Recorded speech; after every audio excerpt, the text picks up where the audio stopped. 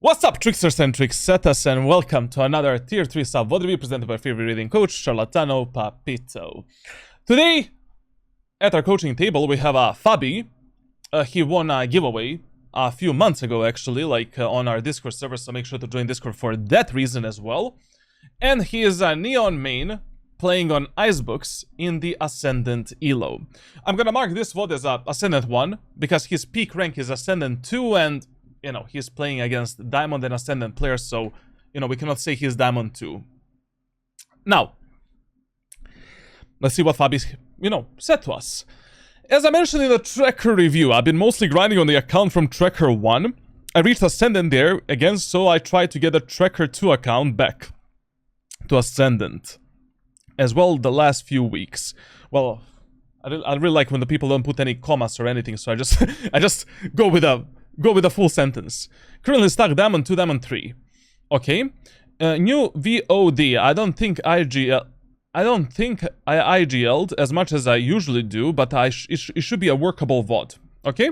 I've been trying to work on what you mentioned in my Tracker review, mainly dying less. Also using snipers a bit more and bulldogs. Initially I changed my agents to Jet and Chamber, and I think it taught me how to better take normal gunfights instead of just crouching on Neon movement. But I did go back to Neon now. I've also started warming up before I play every day, quickly in the range, also practicing my gunfights. I think it helped me not to default into crouching spray. Other than that, one thing that I struggle a lot with is knowing what to do in clutch situations. Or sometimes just in general knowing what the best thing to do is, or best way to approach it. Example, pathing, which angle to worry about at that time. Okay, so overall, I already did this guy actually won a tier 2 tracker review and a tier 3 sub VOD review. So a few weeks ago, I already did a tracker review for this guy. We're not gonna pay a lot of attention on that, I'm just gonna give you a TLDR. He is basically a player that, is a bit stuck in this Diamond Elo. He definitely is stuck because of, Diamond low Ascendant. He spent a lot of time, in this Platinum Diamond low Ascendant lobbies. And this is a stuck player, basically, he played the last year, basically. And he played for quite some time. He played basically, I don't know, what is this, around 400 hours, 500 hours of Valorant. So, yeah. I already explained, what he should be doing and what he should be, focusing on. One of his main mistakes, at least that I saw on the Tracker, is that he has enormous amount of unnecessary deaths.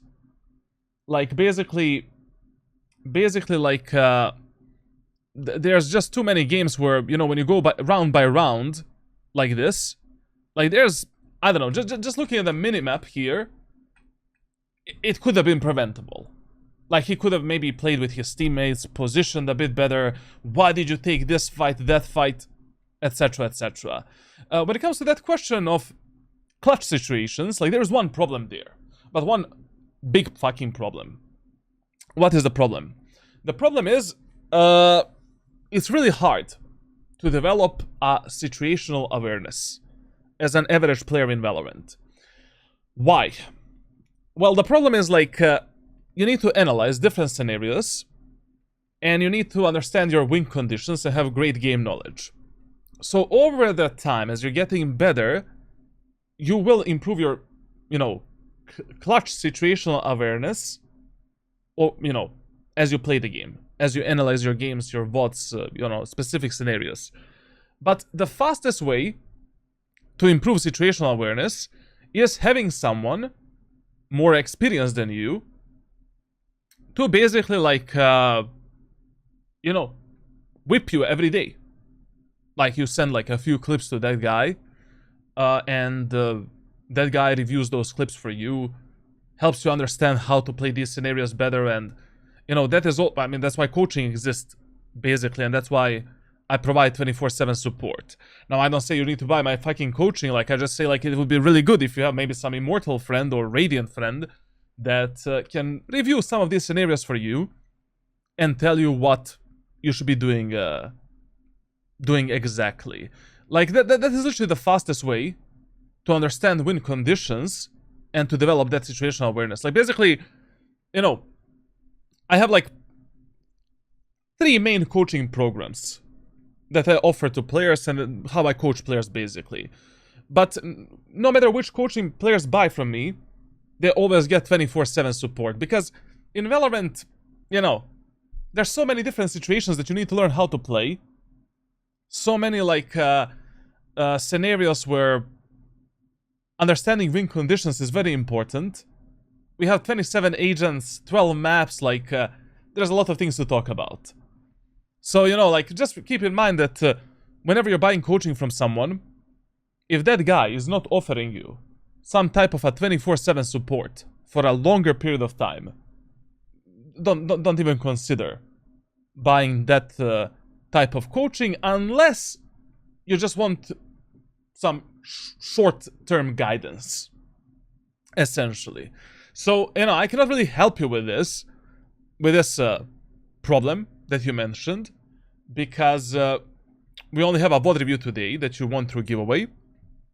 But I'll maybe try to give you some training, I don't know, share with you some private coaching videos that might help you understand some of the most important situations in the game. Like, basically, you know, this is something that I always say to players, like, in Valorant, there is around 100 rules that you want to apply within your gameplay, and that you want to follow 24/7.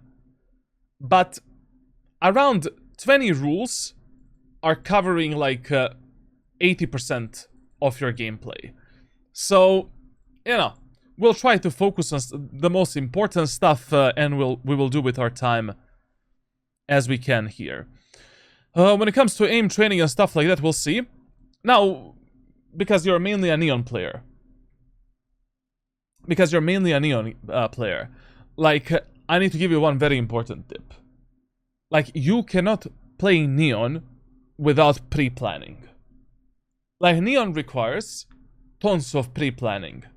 Like, before you get in a game, on attackers and defenders side, you need to already understand how your pathing should look like, what you can and what you cannot do on that specific map, based on team compositions and based on economy. Like, basically, Neon is one of the most mechanical agents, because not only that you need good aim, but also you need a very fucking good movement as well. And Neon's utility is not strong enough, not on the level of Jet, for an example, or Raze, or someone like that. So, you cannot be wasting your utility.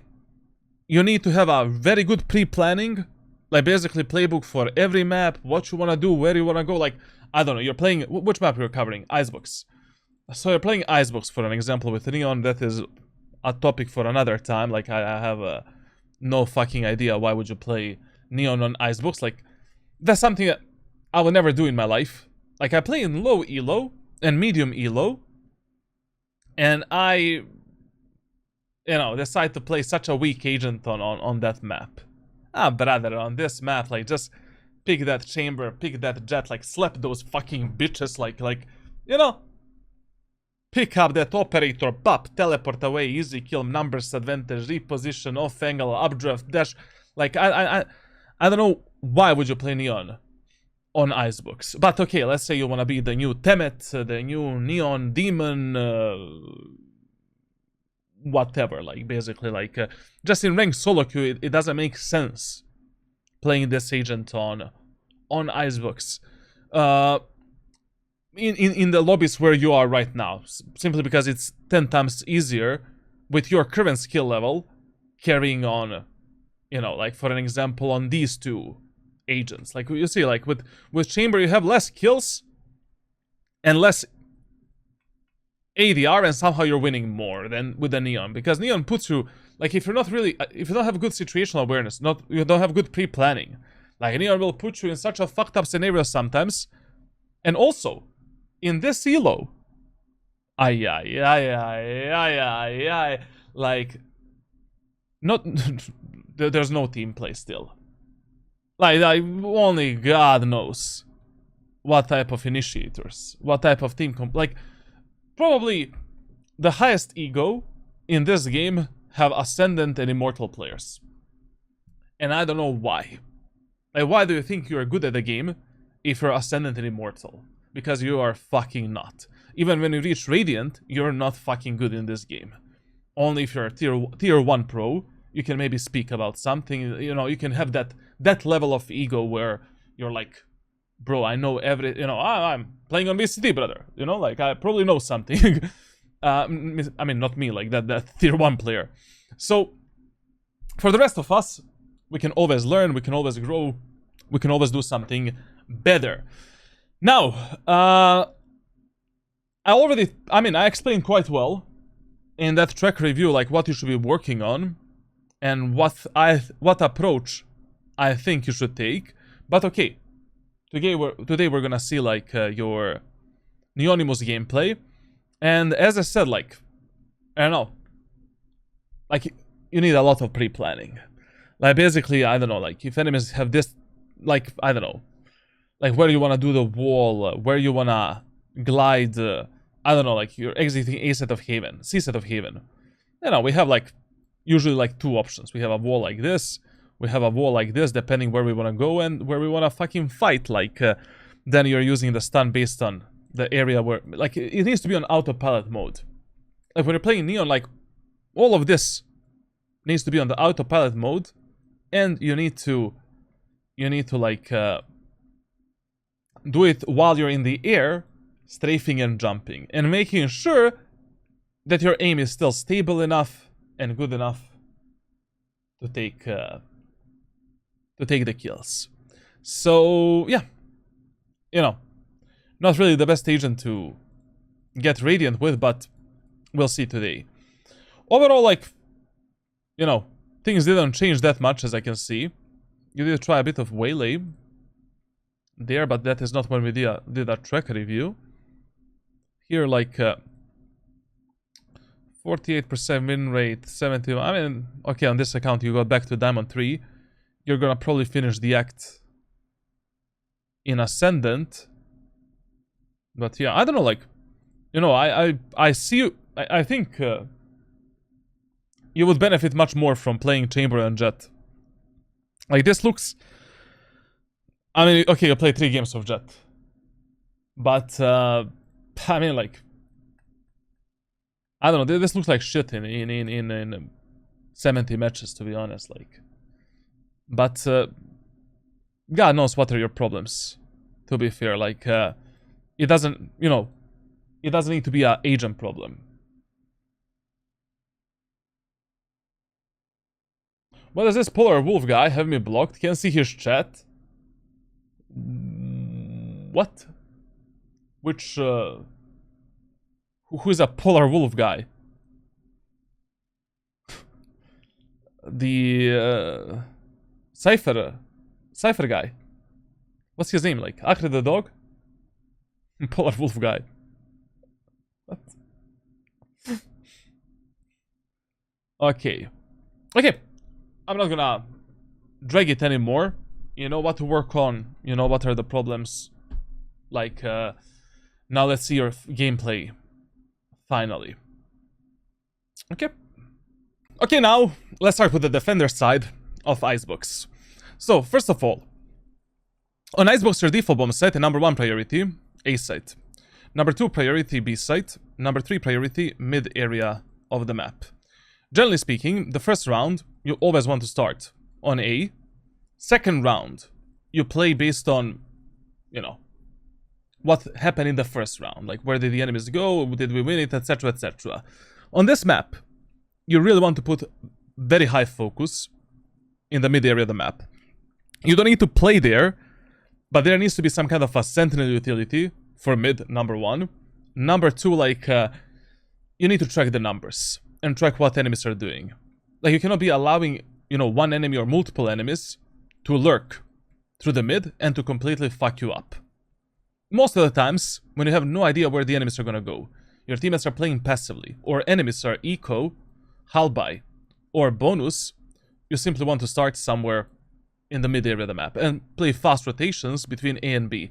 especially with an agent such as Neon. You're super fast, you can rotate to support your teammates in a matter of seconds, you have freedom to do whatever the fuck you want to do. Icebox, defender side, like you really want to manage your economy in a way where, you know, you want to get that operator as soon as possible and just shit on these idiots in, you know, Ascendant, Diamond, and Platinum.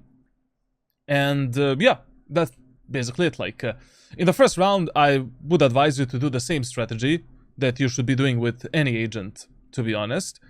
Basically playing the baiting strategy from the tower. If your teammates are not playing aggressive, of course. Like, simply start behind the tower, pick up a sheriff or a ghost with a stun, relax.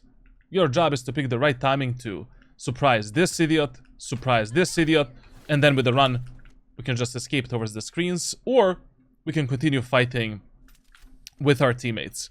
So essentially, with Neon, you want to abuse the same off angles, identical strategies, identical pathing that you would use with Omen and Jet as well on this map on both attackers and defender side. Just you have obviously different utility to do all of that. Now, when it comes to the first round, like, I wouldn't do anything else. Gamble on A side. A side is much harder for the retake than B anyways. And just play fast rotations. That's it. Let's see how the first round goes. FPS is okay. Okay, good PC. Doing this aggressive play in a first round is mega not worth it. Now, why is it mega not worth it? Because it's way too 50-50. We have no idea how enemies are gonna play, how enemies are gonna push. You have absolutely no idea about the enemy's macro and micro play as well. You're doing a 50-50 push in the most important round of a half. Brother, in Valorant, you lose the first 2 rounds. The match is over if you didn't know about that. Like, you know, your teammates are already gonna surrender. They're already mentally dented. And you need to play this round a bit safer. Like, you need to value your life a bit more. I don't say you should play like a pussy, but relax. You know, these type of strategies, these type of plays, you want to keep for some eco rounds. When both and you and the enemies are full buy as well, to maybe, you know, go for a surprise play. But also this type of aggressive play is like, usually you want to use if the passive playstyle is not working for you. Like, basically to make a cut in your passive playstyle, to change something a bit, and to surprise the enemies. Like, you don't want to, you know, you don't want to showcase to the enemy team already from the first round that you want to play or love to play this aggressive. Now, absolutely stupid play for the first round. I don't recommend you to do this ever in ranked solo queue, especially not in the ranks below Immortal 3. Maybe above Immortal 3, okay, it makes sense to sometimes go for this play if you have the support from your teammates, of course, like, you know, as the Reyna to play with you, to flash for you and stuff like that. But this is no bueno for low elo and medium elo lobbies. Gotta go. Bad move. I'm out of here. No bueno. Now also, this is another, like, as I said during the tracker review, like, based on your tracker, you are missing a lot of these fundamentals in your gameplay, and a lot more discipline. Like, I know that Neon is always pulling you, you know, to engage the enemies. You wanna fight. But that is why, for an example, Omen is one of the best agents to get better in this game. Because Omen is not really forcing you to always play aggressive and to always play passive. Like, Omen is teaching you that fine line between aggression and passive gameplay as well. Like, you can play passive 24/7, but also you always have the option to play aggressive. With Neon, like, I totally, you know, like, that is why I can never recommend Neon as a main agent in Valorant for players that are still developing themselves. Because it's gonna be pulling you to such a bad habits, like no-brainers, and essentially, in, like, even though it's 2025, there has been a lot of changes to the game and, you know, a lot of bad changes. The thing is, going from Iron 1 to Immortal 3 80% is like brain power.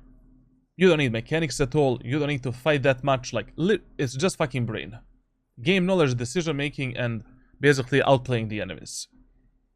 Only from Immortal 3 to Radiant, then, like, you know, it's 50-50, essentially. And you will sometimes have to go for some aggression and actually, like, try to make something happen in the game. Now, most of the times, in Ascendant and Diamond, you can simply abuse the enemy's mistakes, because they will be making a lot of them. Here, for an example. Okay, you got a kill on Clove. We killed this Neon. Very good. Job done. It's a first round. I have no idea how good is my Chamber. I have no idea how good is my Reyna. I have no idea how good is my Clove. I just started this game. And you're gonna run into the smoke in a numbers advantage for more kills. Why? Your job is done, basically. You're not paid to do more, essentially. Like this, I'm talking about this only because during the track review, like these are the reasons why you're dying so much in some stupid ways. Like when I did a track review, like I really did an in-depth track review for you, and I was analyzing round by round everything and trying to see like where the fuck are you dying, and you're dying in some positions where, you know, how the fuck are you there, bro? Like, you need to have a moment of time where you just stop. It's enough. I will share with you one post from my Discord server where I explained like how to become a more disciplined player. Try to read that, try to apply those tips and those rules and those trainings into your gameplay. Especially as a Neon player, it is very important. Because you need to find extremely good balance between aggression and passive gameplay, essentially.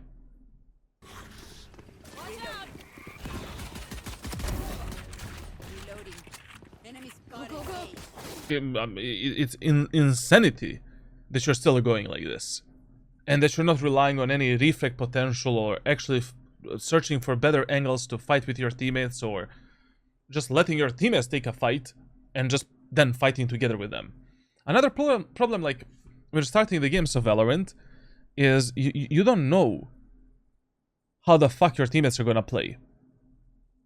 Does this Clove, does this Reyna has a capability of refragging me?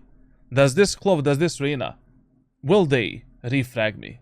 Will they peek when I take a fight? Take care. Like, the first 4 rounds, you need to play a bit safer. As I said, you should not be playing like a pussy and just hiding and baiting your whole team, but there needs to be much better balance. One enemy remaining. Look at that fight. This was a pure, literally pure 50-50 gunfight. Okay, that fight against the Sova, not bad. You know, we used the stun, very good utility usage, it's okay. You don't need to do that, but it was okay. This, pure mental disability of a fight. Like, literally, you're fully isolated by this smoke. Reyna kills you. She overheals. Pray to God that enemy Reyna is not an aim demon. And that your Clove and Reyna are normal human beings, not an AI bots. One enemy remaining. Like, for example, that fight was pure 50-50 luck. That fight could have gone in any like direction.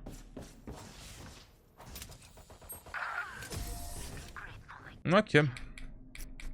Now, yeah. Second round of Icebox, if you win the first round, you always play in middle. Basically, like, whenever enemies on the attacker side of Icebox are eco, halby, or bonus, chances are 80% that they're gonna do something here. That the first contact between your team and enemy team is gonna happen either in middle or in this B area of the map. But most of the times you wanna start in middle in this second round, because if enemies take mid, they lurk through mid, they kill your teammates on mid, the round becomes 50-50. Like, you need to think so much about the timings, like, will they go through the kitchen? Will they go onto A side? Are they under the tube? Are they inside of the... Like, you lose so much map control. Especially as a Neon. Just start, you know, what should we buy? Outlaw with the best shield that we can afford, and the rest of the money goes into your utility, obviously. Now with Neon, what should you prioritize to buy when it comes to utility? On the Defender side, just stun is much better than a wall. Like, wall is just, I mean, it is useful, it is equally important, but most of the times you just wanna prioritize the relay bolt instead of the double wall, fast lane or whatever. Now, buy the stupid outlaw at the start of the round. Make one footstep, pick up the gun, take this angle, lock down mid, and that's it. Enemies are making contact B. Enemies are making contact A. That's it. Like, literally, you cannot start on B set in this round. Yes, there is a high chance, I would say 40% of chance, that enemies will go B now, and maybe make a contact here. But, bro, I don't know.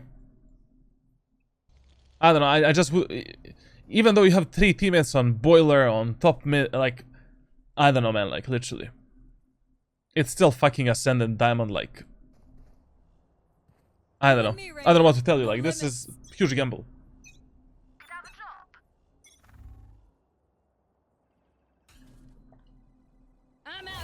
And also, you know, another reason, as I said, like, why should we start on mid is, like, in this second round, anyways, we have no idea how enemies are gonna play.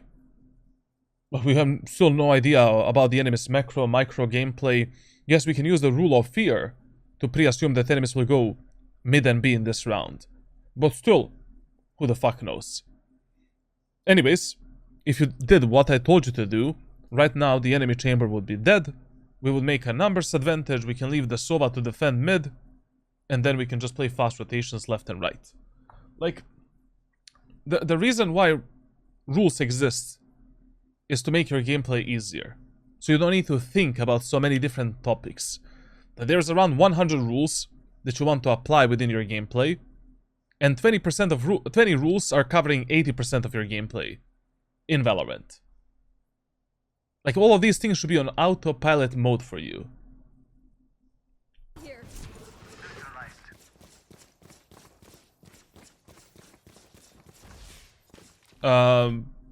Okay, this was a bit crazy, but you have a heavy shield, so whatever, like, I mean, you can spot the enemies like that. Spikes here. Spikes down. Attacker spawn. What? Okay. Listen, whenever you're playing Outlaw and enemies are giving you time to reload the second bullet, reload it immediately.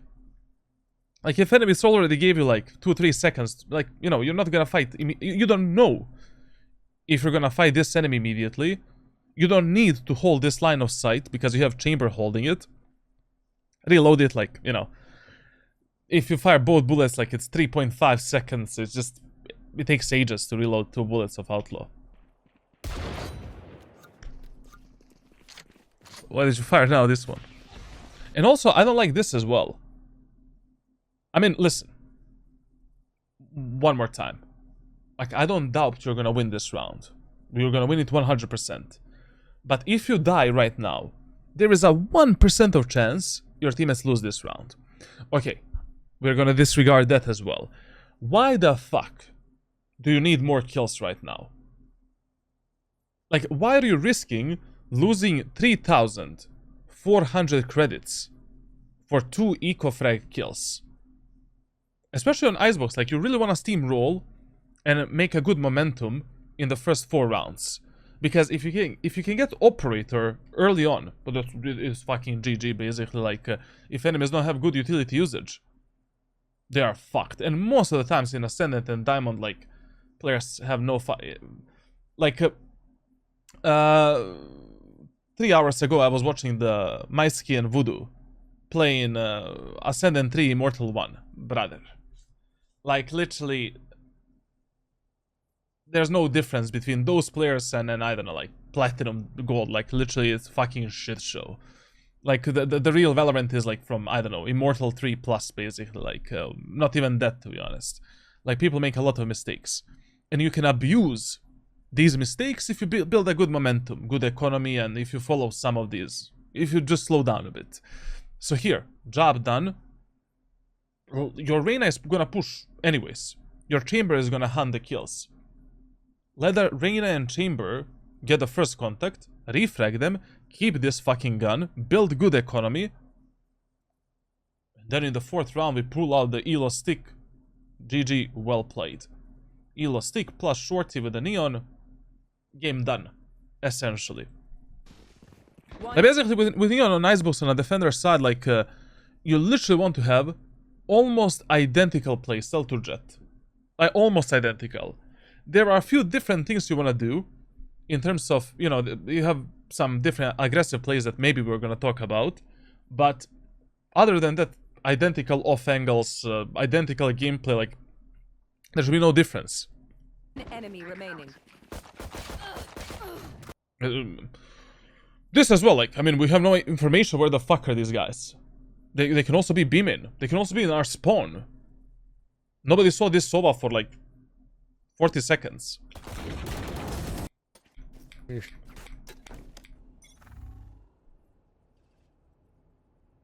Steps B. Gotta go. You know, like, okay, now, what is another reason why you should have stayed alive in that round?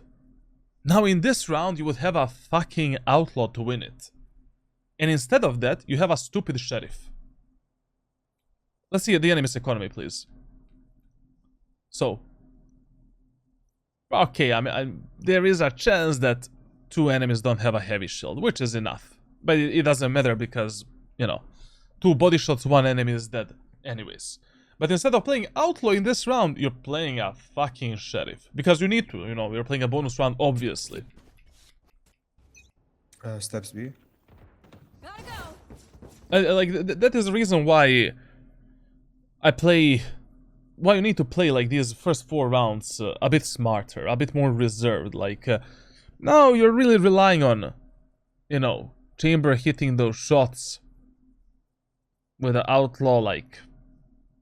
You're relying that enemies are gonna close the distance with you so that you can one-tap them with the sheriff on that distance. Like, there's a lot of like factors that are gonna impact the outcome of this round. Also, in this 3rd round, where should we start it? Once again, in mid. We have no fucking idea if enemies are gonna go A, B, or mid. They literally, you know, play the default. Start on mid, like anyways, if your team doesn't wanna aggress A main, they don't want to push here. Fuck, Clove, please watch, you know, A push. I'm gonna be holding mid with Reyna and Sova. And playing fast rotations. Low. Yeah, don't do that. Running low.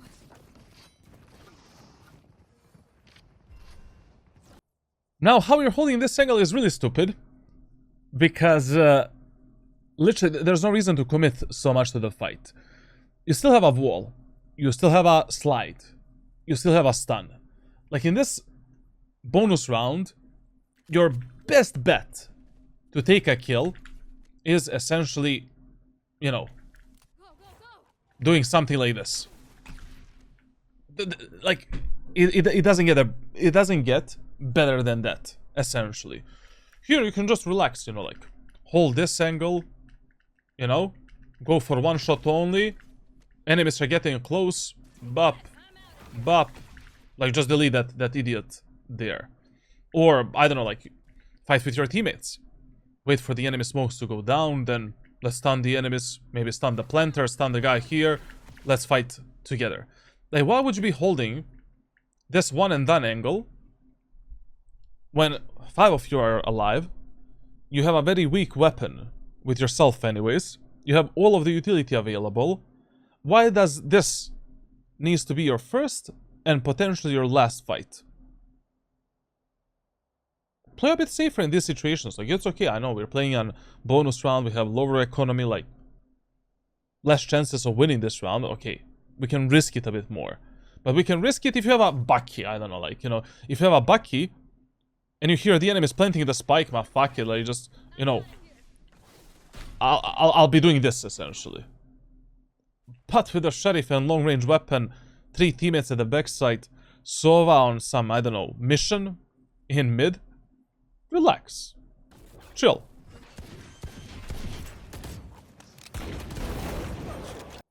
This was okay for an example.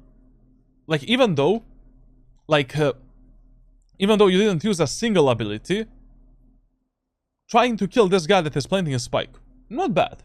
Actually fine, you know, you can risk it a bit more in these eco rounds. But the problem is, like, of the angle that you held here, like initially. Because this angle should be cleared by the enemy team. You should be pre-fired anyways. You're holding it way too wide for no reason. That's fine. By getting in this, you know, it's not fine, sorry. But getting in this smoke and trying to be a bit more aggressive in this, like, eco round, okay, you can do it.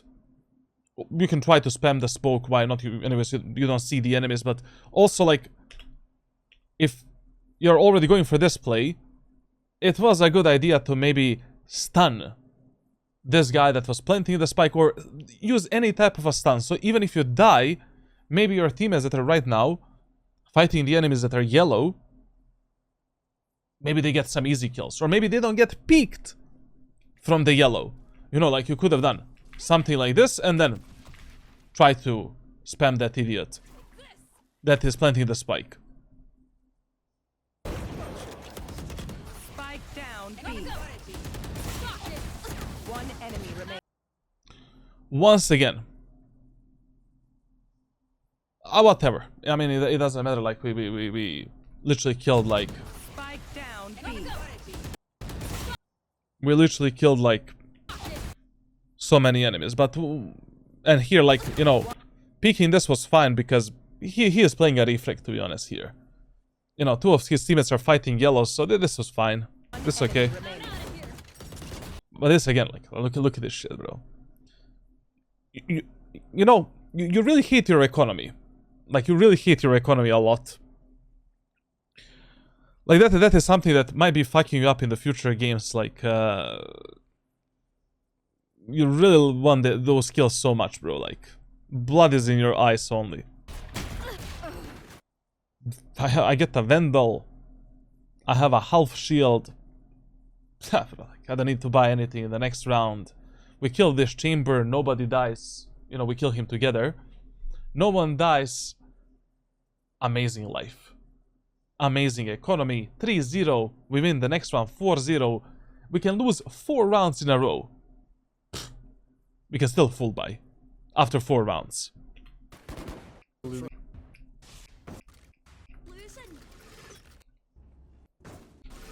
Now, in this round, we made a bit of economy mistake. Almost on any map, but especially on Icebox. If you see that 3 or more enemies have less than 3,800 credits, what do we buy? Outlaw. Just force that outlaw. Especially if you think enemies might go mid or A, or you're playing Icebox. Play the fucking outlaw. Like, it's okay. Another reason why it is okay is because players mismanage their economy a lot on the attacker side, and players are still disrespecting the value of a heavy shield.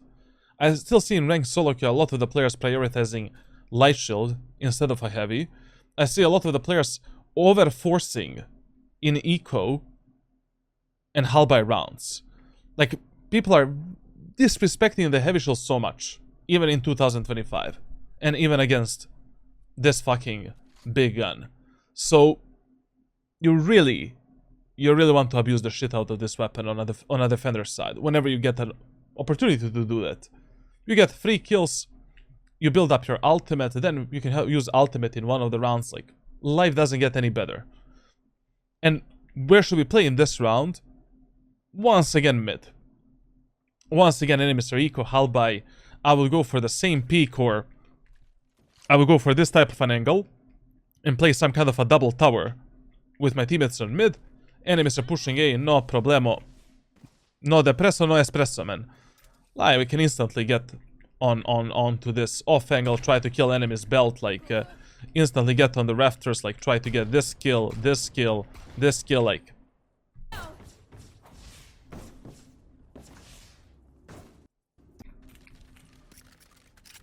And this is also a huge macro mistake that we're making. Right now, we're going for the aggressive play. Relax, brother. Enemies are equal hull by bonus. Pay some respect to the economy, you know, like, of this game, bro, like, well, passive playstyle is working to some degree. You know? Enemies are bad. We feel better than them.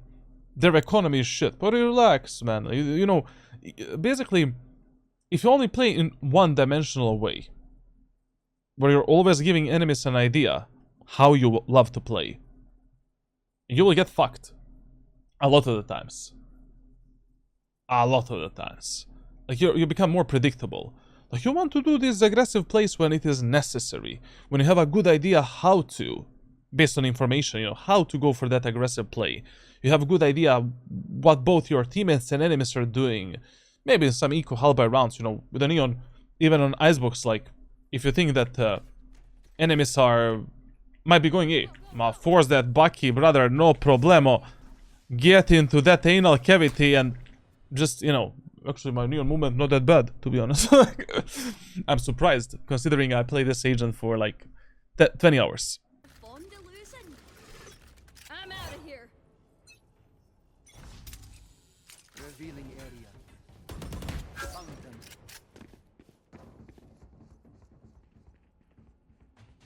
Don't play so overexposed, so alone. Especially not in eco rounds, anti-eco rounds. Why are you holding this one and done angle? You have two teammates above yourself on the rafters that cannot refrag you. Why the fuck do you need, like, what's forcing you? What's happening, bro? Like, is there some kind of a demon in you, like, big this kesha? You know, like, what's going on, man? Like, just, you know, okay, we can maybe hold this angle a bit, but if there is a chance that enemies fuck me from here and here, okay, let's run back. I have two teammates above me. I can get onto this position, and now from the rafters, fight to get triple fucking rafters screens play. We can kill the guys here, kill the guys here, kill the guys here. Oh, my teammates are fighting deep belt. Or the enemies in pipes. No problemo. Let's stun the enemies in pipes. Let's kill this guy. Let's kill... I don't understand. Why do you need this kill? Why do you need to risk it? Essentially. Like, that's... Trust me. This is completely 50-50. Your stats don't seem that good. And as I said, like, based on your stats, you can be dying less. I'm just here pre-assuming and predicting why the fuck you have so many deaths. Because the only thing I have is this VOD and, you know, his tracker that we already reviewed. So this is one of the reasons why you might be dying like a potato, then relying on your teammates to win the rounds and close the rounds for you. Team becomes toxic if they see duelist bottom frag. I don't know. Like, team becomes toxic when you start losing the game. That's usually how it goes. I did race to Immortal series and Jet to Immortal. In most of the games, I'm not top fragging. I don't care. I just want to win a match, bro. Like, basically, like, there were a lot of games where, I don't know, I just get a kill. I beat the shit out of my teammates if they like win the round from me. Okay, great job. If they are in a hardship, hard time, I'm there to support them, refrag them, I win a round, and that's it. Like most of the games, you don't need to top frag. You don't need to frag at all. You just need to get the most important kills, close out the rounds, close out the match, that's it. That's your job in Valorant. If you want to rank up actually faster. If you want to rank up faster. If you want to play for fun, do whatever the fuck you want to do. If you want to play to actually practice something, do whatever the fuck you wanna practice. It doesn't matter at that point. Smart move. Do you watch NBA or UFC? I never watched NBA, to be honest. I don't know, like basketball is boring to me by a lot. I don't know why. MMA I watched during the Conor and Khabib era. No, I don't follow it that much, to be honest. Just a few matches here and there. My ult's ready. But I do enjoy it. Boxing especially. Look at this crazy dude, man. Like, you're a crazy guy, bro. Fabi, you need to slow down a bit. I respect your confidence. Keep it up. I respect your willingness to fight the enemies. Keep it up when it matters. Find the balance. You know, find the force within you, like balance in everything, man. Like, I don't know, Xi Jinping, Shu Fu, like Jackie Chan, I don't know who said that, bro, but whatever. Sheng Tsung, like Tsung Cheng, bro, like, but look at this. Now you died. Once again, listen, you won. I hope that we're gonna win this round. I don't know. There is a chance we lose this, but you won 4 rounds in a row. How the fuck you have 4,000 credits with yourself in the next round? That is impossible. That is impossible. That we won so many rounds in a row, and so, like, confidently, like, you know, like, when it was not even close, and somehow you're left with fucking 1,100 credits going, you know, 4,000 credits going into the next round. One enemy remains. This is especially important in low elo lobbies. In low elo lobbies, sometimes your teammates are not even gonna buy the weapons for you. You have to play with whatever sticks and stones you have at that moment of time. And also, already in the next round, like already in this round number 5, we should be thinking about operator. You know, in the last round we didn't need to buy the op. We can go with the outlaw and just take easy kills. In that like 4th round. This round. In the next round, okay, we carry the outlaw. In 6th round, already you think about operazione and how to fuck up enemies with operator. But okay, look at those enemies. Did you see a single good utility usage? Did you see a single good fucking smoke? Did you see a single good recon ability? I saw nothing. Nothing. But these are the games where you pull out that elo stick and just... That's it. You're not playing the game anymore. You're just a turret holding good off angles, you know, tight angles, whatever. Switching these angles based on where you think enemies might go next and what they are gonna do, and that's it.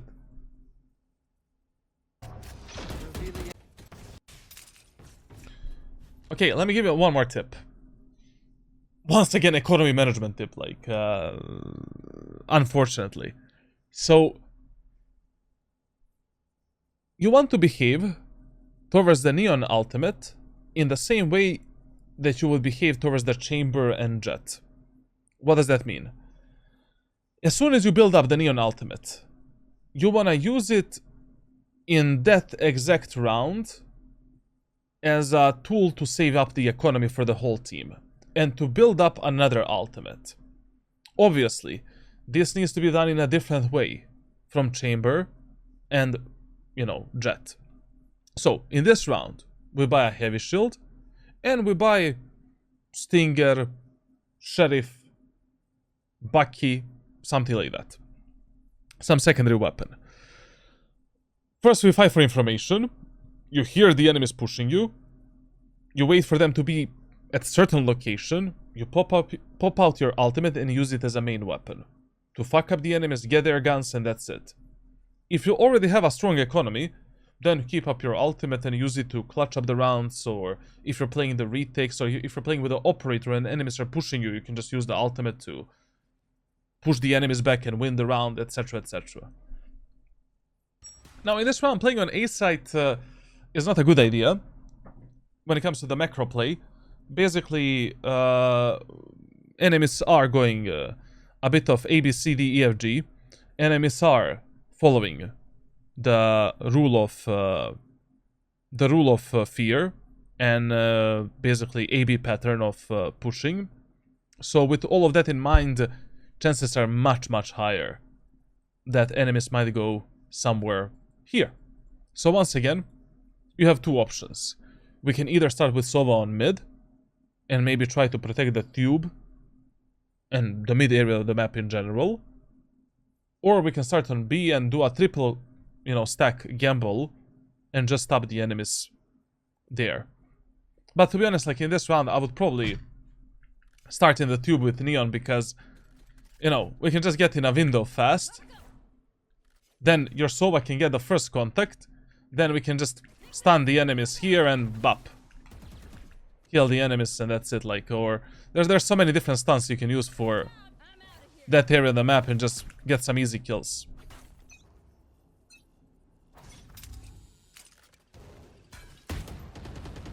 And if we are wrong, it doesn't fucking matter. Like, if you start in mid, especially with Neon, insta rotation.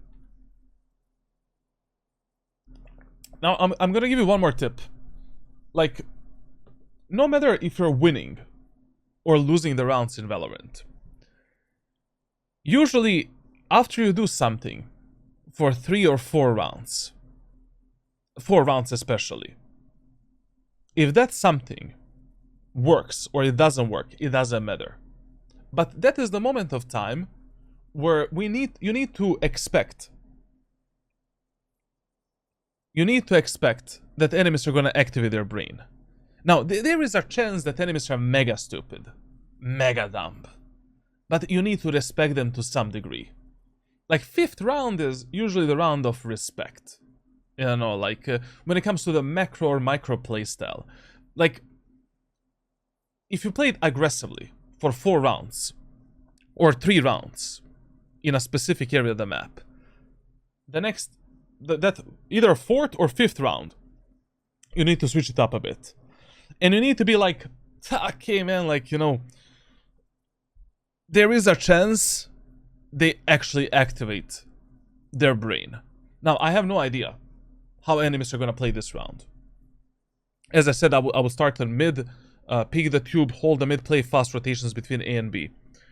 And I have no idea how they're going to execute A set and B set. Do nothing, essentially. But in this round, we need to respect them. Because especially as you're going higher through elos and lobbies, you will start encountering the players that are better and better. Like, for example, players that I privately coach. Maybe you encounter them. Like, I'm forcing players in my private coaching sessions to speak, to think 24/7. I don't fucking care about your mechanics. I want you to use your brain. Your mechanics are gonna get better even if you fucking jerk off your cock every day. It's naturally gonna get better. Like, it doesn't fucking matter. But if you don't use your fucking brain, that's gonna be a problem for you to reach Radiant. Now, or at least Immortal 3. So, you need to respect enemies a bit more once you showcase them how you love or want to play the game overall. So in this round, okay, you want to start A for some reason. Okay, let's buy the Sheriff only. Heavy shield, utility, whatever. We can start on some kind of a passive angle, just for the information. We need to respect that enemies might be expecting us to push again, to play some off angle, or I don't know. We need to expect them that they're gonna expect our aggression. We relax. We can just stay here, go for 1 bullet, drop down. Okay, we got the info. Enemies are pushing right now. Now, we just chill. We only have Reyna behind us. Okay, we can work with that. And we wait for the enemies to be where? We wait for the enemies to be around the pipes. Enemies are close to you. You hear them. Activate this fucking abomination of the ultimate and go. We can stun the enemies in the pipes We can stun the enemies from the roof as well. Well, not like that. Like don't stun that position, but I think this one works. Easiest kills of your life. It doesn't get easier than that. But you're pushing A-main alone with zero support in terms of utility, flashes, repeating the same play. Okay, let me tell you something. So, what is the main problem in your gameplay? You're doing way too many 50-50 shit and way too much gambling. About pure gambling, you know, like just 50-50 gambling. And that is why you don't have a win rate that reflects your gameplay or generally your skill level.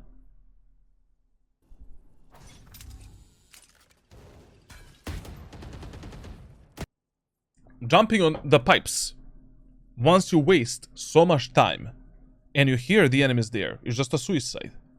Like basically, when you're going on the pipes, if you don't have any utility, let's say, okay, we start here, we do, never mind, my bad.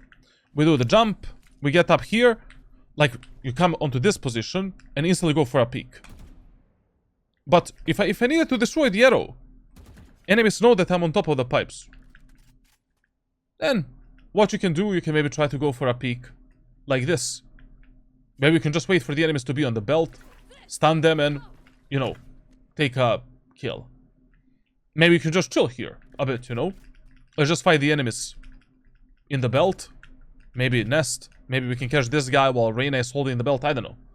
But jumping here and peeking like this, when the enemies already know that you're there, and you wasted so much time to get on top of this position, that's a suicide. Again, a 50-50 play. Like, if you want to get on top of the pipes, once you lose so much time to destroy the arrow, and enemies know your location, you need to jump on this position. And then from this position, go for a... take a fight. Once again, you're literally lucky that you're alive.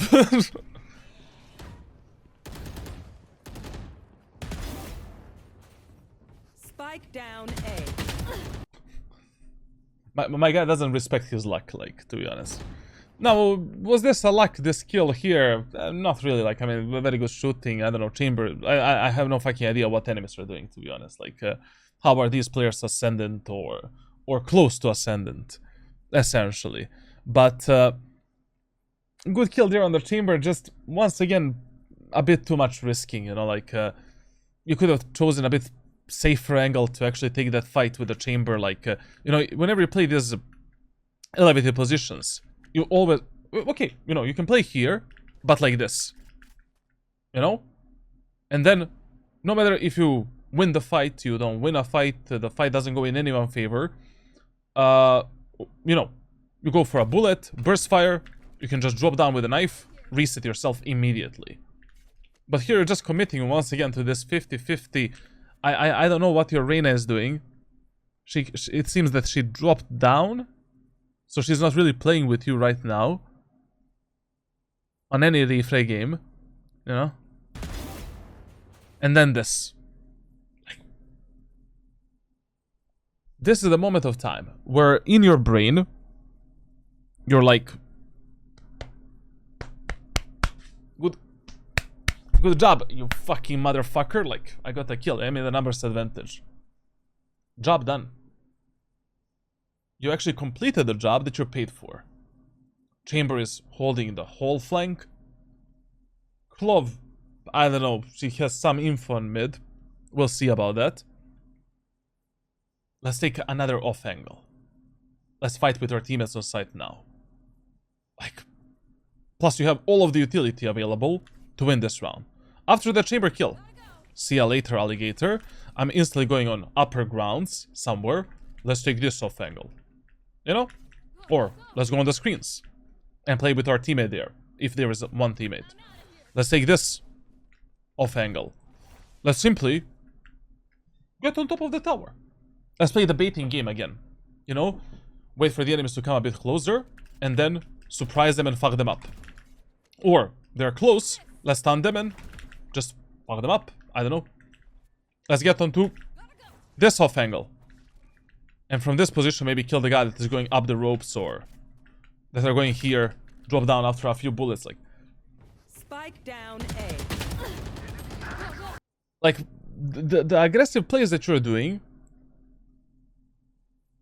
are okay if in these full buy rounds, if you're playing Jet with a dash ability or you're playing Chamber with a teleport. You know, you have teleport available still, you have the dash ability ready, like, okay, like, I mean, you can take almost any fight in the game. Like, your chances of dying in the middle of TP and middle of dash below Immortal 3 is very low.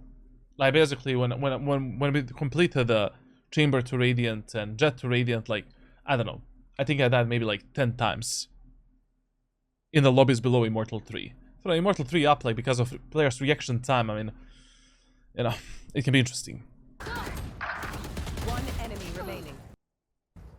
Like, literally crazy shit that you're doing. You know, okay, you got that kill on Reyna. The fight was Spike down A. lucky. You caught the Reyna at the moment where she didn't have a gun in her hands. Then on the minimap, you see two of your teammates fighting enemies on the belt. And also you see that Neon is dead as well.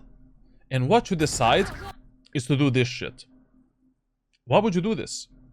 Like, isn't it smarter for you to pinch these enemies on the belt from the third fucking angle? Which they don't even see on the screen. Like, if I took this kill on Reyna, I would instantly check the minimap as soon as I take the kill to get the next information for me, for myself. Like, what is my next play? Aha, I see two enemies on the minimap. One guy dead here. Okay, let's stun these idiots. That's easiest kills of your life. Why would I engage them face on when two of my teammates are already distracting them? Now that is the problem of your gameplay. Like, your gameplay just doesn't have a single moment of time where you stop and actually think. You're way too reactive. You know, like, how can I say this? Like, you just react on the stuff. You don't think, essentially. You don't make the active plays. One enemy remaining. Yes. Which sometimes is not that bad. Sometimes that is a good gameplay and you know, you can win a lot of the games by playing it that way, obviously, and have a lot of fun as well. But it's just 50-50. You know, nothing is constructed, nothing is guaranteed. Nothing is gonna guarantee you a high win rate if you play like that. Now, one thing that I generally loved is that you're not sticking to one bomb site. That is the worst mistake that players make. But you need to think a bit, position a bit differently on Icebox. Now, in this round, is playing on B set a good idea?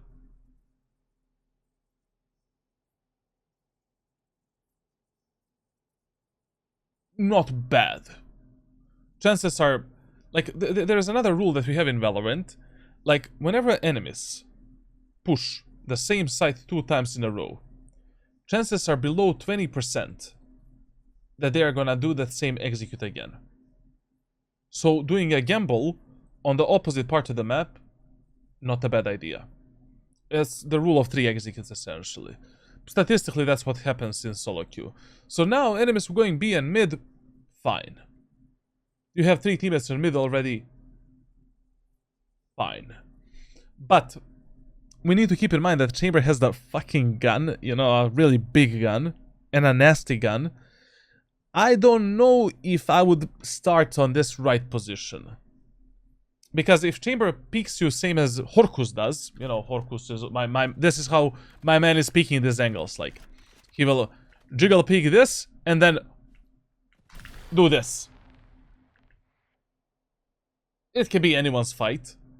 Like, here I would actually start with a Chamber on the right side, and with a run I would take this position fast. And now I would just be reacting on my Chamber's contact. I will be gambling this 50-50 if I'll I don't know why the fuck are we playing this aggressive, but in an anti-eco round, but whatever. If your teammates want to do it and you want to do it, let's go. And now, enemy chamber misses the shot. Okay, don't do that, but you get the idea. Like, you're instantly there to run him down and try to take some favorable fight for yourself with your utility. But here, I don't know what's the plan. Like, You want to play? Let's play. you just want to play here. I have no fucking idea why we're doing this. In this round, let me see the enemy's economy. Money. My brother, like, this is the round where once again you buy the outlaw. Or you buy the operator. Any of these two weapons. I will probably buy the op because Chamber has money for heavy shield and he can play his own ultimate. This is the round where you buy the op and you hold some kind of an angle like this. You just hold that for the info, you hold this to actually get a kill, and that's it. If enemy peeks you there, no problemo, we just go back and we can go for a crouch peek and destroy that guy. Or I would even hold this angle and take this fight with the enemy chamber and then go back. I mean, the best setup here would be is like, you know, you tell your chamber brother, like, use a teleport here or here, get into this corner, I'm gonna hold this cross for you, and then, you know, you can peek this, you can take this fight, he can take this fight. Like, that would be the perfect setup. But I don't know in Ascendant if people are gonna listen to all of this, like... TP of your Let's contact. play. Okay, get it? I think here you made the footsteps a bit too early. Okay, that arrow is revealing enemies in B main. Very good arrow, obviously. but how do you know no one is garage? I have no fucking idea. You should have like been just a bit slower here. It's okay, you know, like enemies have the arrow for A site. We don't know what they're doing. We don't know if enemies are mid as well. That's another problem. Like, jiggle pick this, like, clear the angles one at a time. Let's check this spot, you know? And now, maybe we can make some kind of a step by jump spotting the enemies and gathering all of this information. But, just on that arrow, this is what I'm talking about. Literally, like, how do you know that no one is here? Oh, what the fuck? And what? Brother. Like, you really, your specialties are 50-50 gunfights. Specialty. And gunfights that don't work in your favor in any way. Look, bro, how can you peek from this angle when there is a chance that one enemy is mid, one enemy is in A main? I mean, enemies are in A main anyways, like if Neon is up there, I mean, you cannot take that fight first. Obviously, it should be a common sense. Like, discipline and slowing down is what you're missing the most. Literally, like you need to have a moment of time where you actually think. And there is a fix for that. There is a training for that. Like, I'm gonna share some stuff with you, but this is criminal. I'm out of here. Because you seem like a really good player, actually. You know, he seems like very confident. His mechanics are, I don't know, Ascendant level, low Immortal. I think he can play a 50-50s against Immortals easily. Angle holding was okay. Crosshair placement is decent, very good actually. But the core gameplay that you're playing, crazy stuff, man. Oh, what the fuck? Like, look at this shit, bro. And what now? You got a kill, but what now?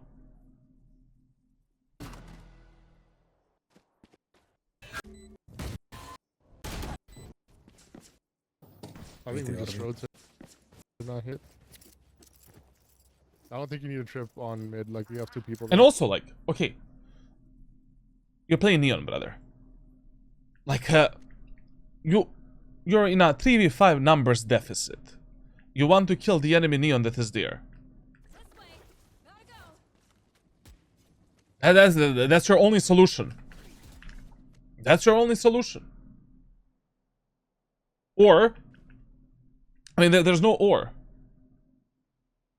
There's no or. Like, the whole point of the wall of Neon is to isolate the fights. So you don't need to fight like 25 gunfights everywhere. Like, I'm really curious, like, what the fuck am I gonna see on the attacker's side? Because on attack, I mean, I'm gonna predict it right now. On attack, his executes are improperly timed with his teammates' utility usage and pathing. 100%. He is moving either way too fast or way too slow compared to what his teammates are doing. Utility usage below average for a Neon player when it comes to executes and pre-planning. Like, I guarantee you, like, this guy is gonna be running into the enemies like full speed ahead 80% of times without proper utility or any refrag potential in the rounds where that actually matters. Yeah, sure. Playing B on this round again, okay. Rule of 3 executes, they pushed A side 3 times in a row. Chances are even lower in this round. But if you notice that after the 4th round, the enemies just keep going on the same site, even if it is a 50-50, like, just, you know, you can play mid on Icebox or play that side that enemies are hitting, it doesn't matter. Yes, there's... Also, I don't understand why you're playing behind this box. Like, this is probably one of the worst positions that you can take, unless you're playing shotguns or controllers. You know, you cannot create any type of teleport setup, copy position smoke, dodge the enemy's recon abilities and stuff like that. If you're starting with the automatic weapon, and the enemies didn't see you play here, just start here. You can just isolate this duel, kill that dude. Now you're playing Neon. You know, bounce the fucking stun onto this guy. Bounce the fucking stun onto this guy. Take an easy kill. Do the wall. You can run the enemies down with a Bucky, shotguns, or whatever. On this spot, I don't remember the last time I saw someone play there, or that I recommended someone also to play this position. Like, it's only good if you're playing some double bait setup and, you know, like, hey, Chamber, destroy the Sova Dart and Sova Utility for me. I'm gonna play with a Judge or Bucky. You know? You wait for the enemies. Kill this guy. Kill this guy. Use a wall. I mean, you get the point. she's... Yes, there's... Like, so many of your fights are pure 50-50. Like, I mean, every fight, actually. Even this one here, like... Crazy gunfights that you're choosing as your first fights, and as like, there's not a single fight where you have some kind of an advantage. Peeker's advantage, surprise advantage, some advantage, like, essentially. she stunned me, bro. It's all good.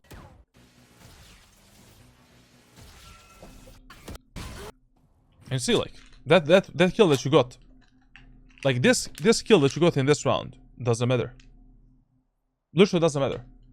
Like, basically, out of these 12 kills that you got, only 5 kills were impactful. Or only 5 kills was needed to win these 5 rounds. From your side. 3 kills, absolutely nonsense. You know, actually 2 kills. We lost the round, we didn't play a proper trading game, we just took 50-50s like idiots. And 1 or 2 kills, like, just didn't matter at all.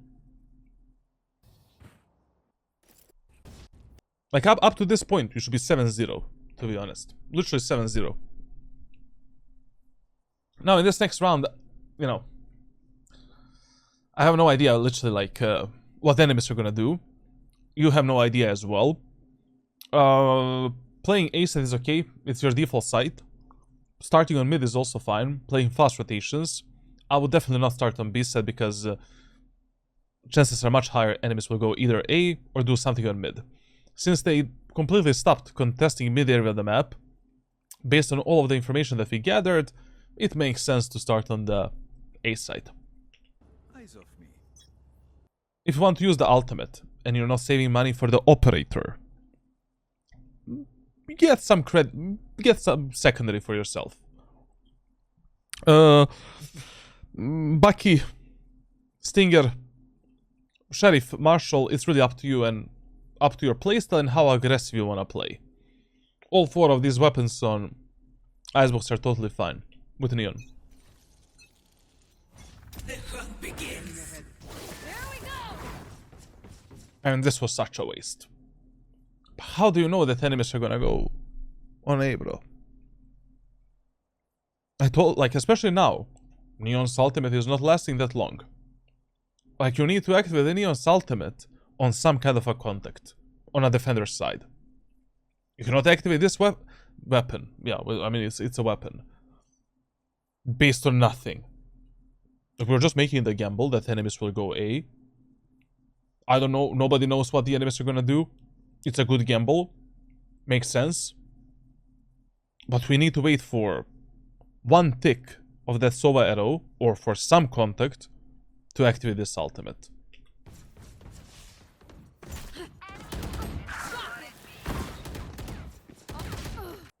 Also, one more tip.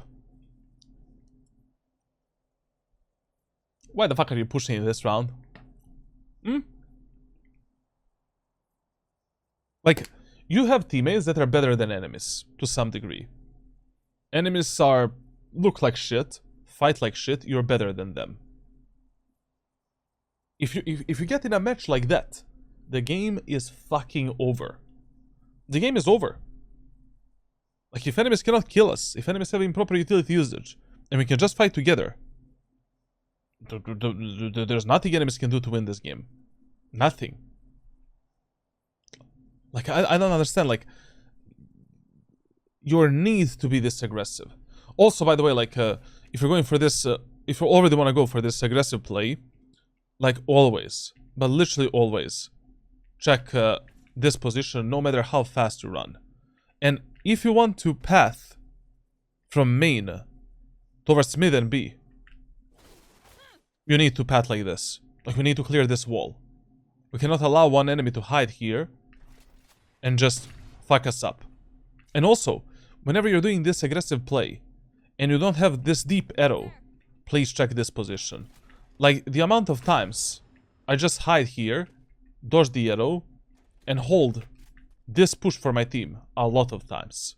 Like, basically, players are completely unaware of this spot once they get on the belt and once they're pushing aim. I never saw anyone check it, actually. Like, even in Radiant, like, nobody does this. No one does that. Like, most of the players just, you know, fully focus in front. So maybe, I don't know, like, someone in the enemy team is gonna be doing that. Like, you need to be, like, clear every angle, every position that you're approaching as if the enemies are there and will be there. But this whole push and ultimate usage based on no information, just, I don't know. Like the first thing, if I did private coaching with you, the first thing I would be doing and that I would be like focusing on through backseating, through playing with you, and through, you know, some trainings is slowing down your gameplay, making you think more, shoot less, until we find the perfect balance between those two playstyles. 2 on A.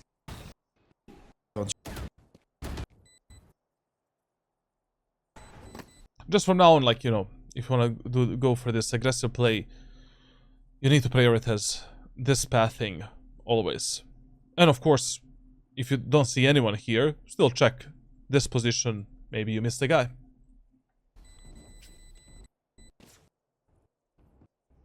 Okay, so in that round, enemies defaulted, actually. One of my favorite spots, LL, brother, like, literally the best spot to kill these aggressive players. Literally the best. Like, I don't remember last time I died there, when I was watching the flank or just waiting, waiting, like, for the push.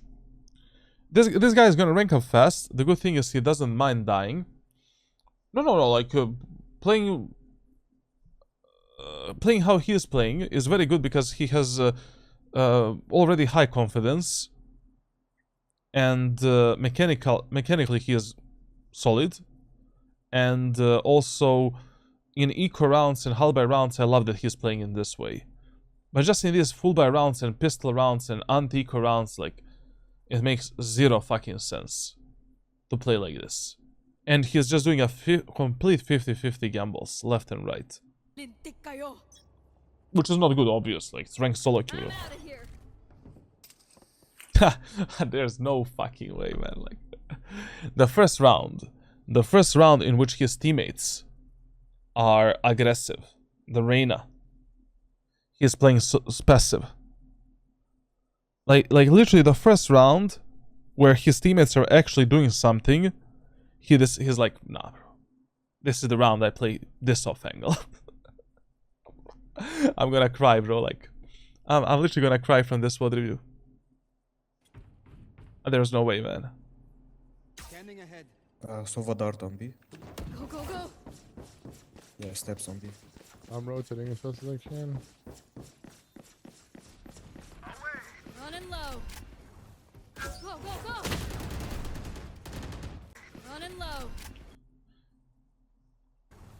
This is what I'm saying when I say he needs to slow down a bit, like, you know, like, okay, first of all, throughout this whole rotation, where are you looking at while you're running? On the minimap. We're gathering information. We're gathering the info. I'm rotating. Okay, no one is mid, no one is tube. Neon is back yellow, she's dead. So if I did the arrow, I need to stop, dodge the arrow, or destroy it. I stop, I dodge the arrow, or destroy it. Very good. While I was running, I also saw that my chamber has a trademark on this position, which is a very weird trademark. So, I know that enemies cannot be here and cannot be here. We know that. So I can slow down, relax, destroy the arrow, take this amazing, safe angle to maybe kill the enemies that are pushing behind the yellow. Take this position, kill an enemy there, drop down, play with the chamber, continue killing the enemies with the chamber. Like, yeah. Go, go, go.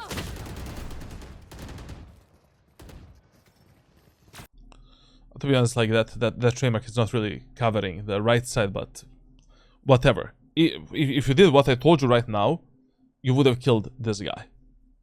But no, like, I don't know, like, you just... You really want to fight. My dude really wants to fight. Like, my guy is just... Let's, you know, let's get it.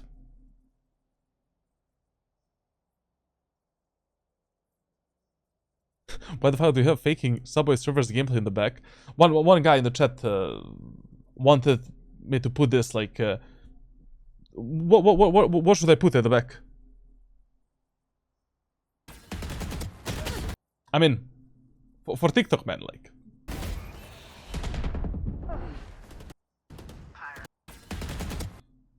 Let's see the gunfight. Okay, this is actually the first round where...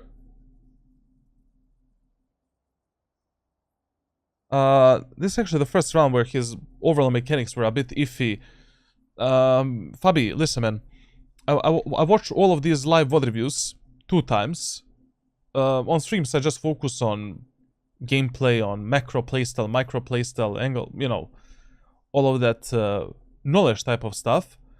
The second time when I watch it, I'm gonna try to see what we're gonna do with your mechanics, but so far they're okay. You know, like it doesn't really seem that you need to have some insane aim training routine every day.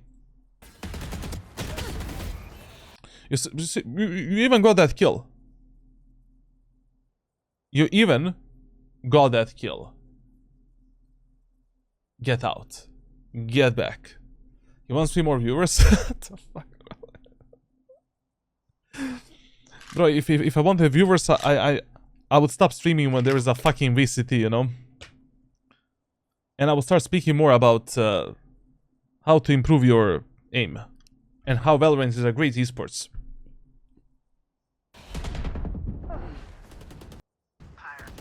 Nice.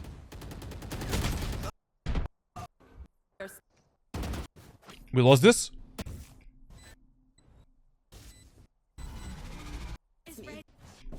Crazy stuff. This round playing B. I think enemies will go away. We'll see. So what He's you right. He's better than me. wanna be? By the way, you can actually dodge this this drone. Like this is one of the worst drone path things that you can easily dodge. Like basically, if the drone is not going above you like this, it is going left or right, which I do. I'm that type of a solo idiot when I play on Icebox. You just wait for the drone to be somewhere here or here, and then you can just, you know, take a fight. Or you can just do this and take this angle. And then, you know, we can take some safe position, try to kill this guy, go back, whatever. Or engage enemies with a stun, I don't know, like.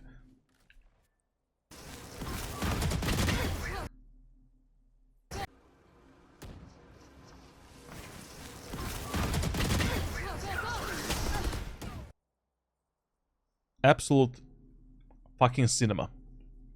Peter, can you do a cosplay? Listen, chat. I actually have a few questions for you. The first question is, sorry for the green screen, like, I'm gonna fix that. Can I fix it now? Just a moment. So the problem is, like, when I'm a bit close to the camera.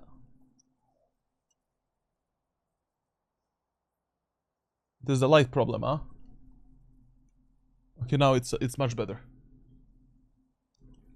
It needs to be at 80%. Good. So, first question is like, basically, oh, is there a problem again? I don't know.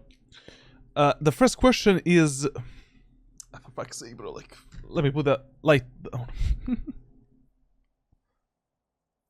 Right now on Discord server, you can ask me 100 questions for a video that I'm making. I'll be making a video on YouTube called like 100 questions with a Radiant coach, or I don't know, Radiant coach answers like 100 questions about Valorant. You can ask me anything, like from my penis to... I'm literally gonna answer everything, like how did I get this name and shit like that. The second thing is, I really thought about doing something, and I'm definitely gonna do it. I just want an opinion of the 3 of you guys that are still watching the stream.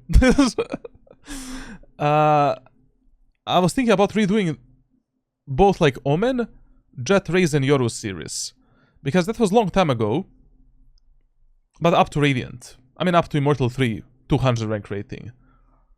And I was thinking about redoing that. And while I'm redoing the series to catch up with the playbook, and then we start with the 6th agent.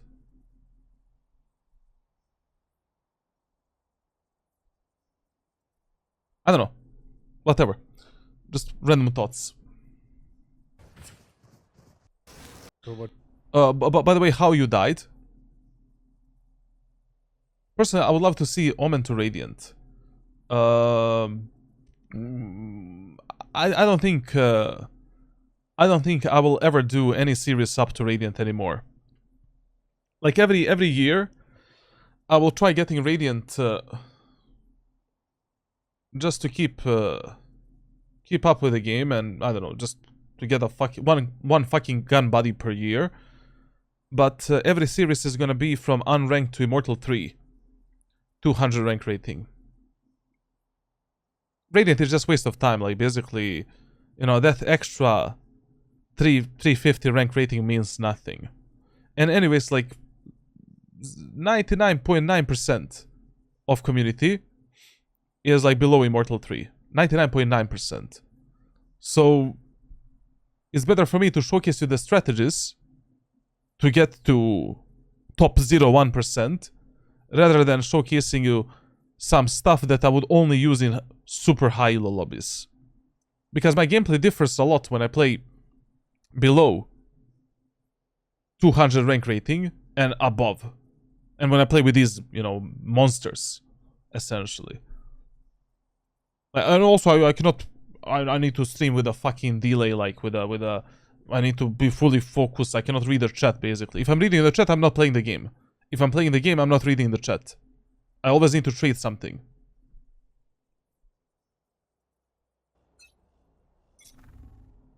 Say my name.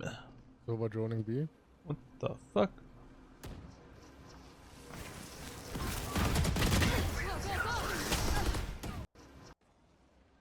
So what droning? But even here we have one mistake.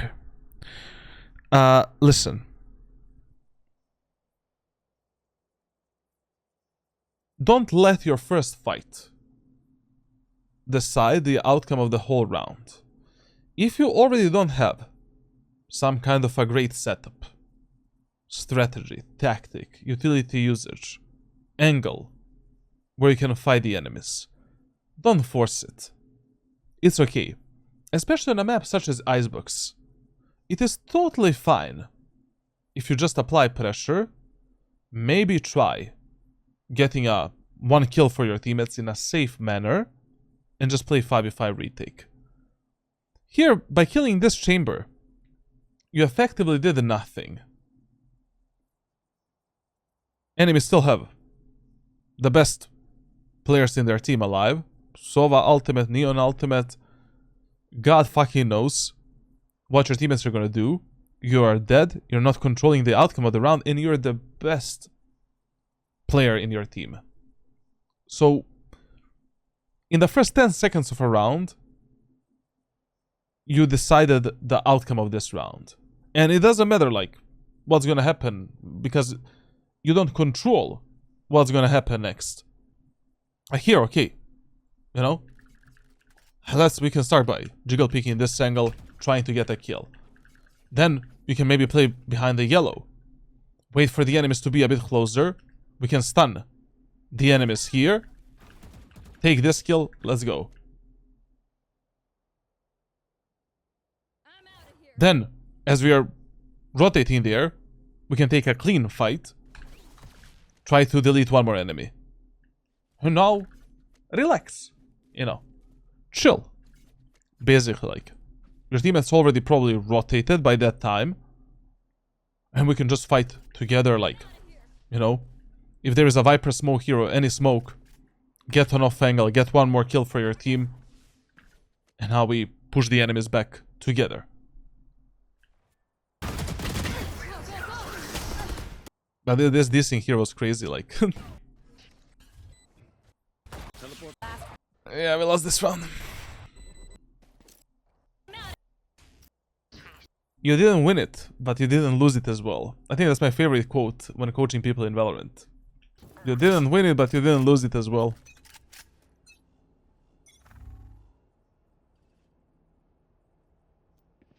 Here. Bro, is the fucking Neon... Bro, is Neon a fucking pilot? What are these cockpit diagrams across the whole screen? I don't know what he's tracking, to be honest. Like, this is crazy, definitely. Considering he's playing Neon, and you know, I expect every Neon player to have ADHD and, you know, some kind of a disease, some kind of a problem.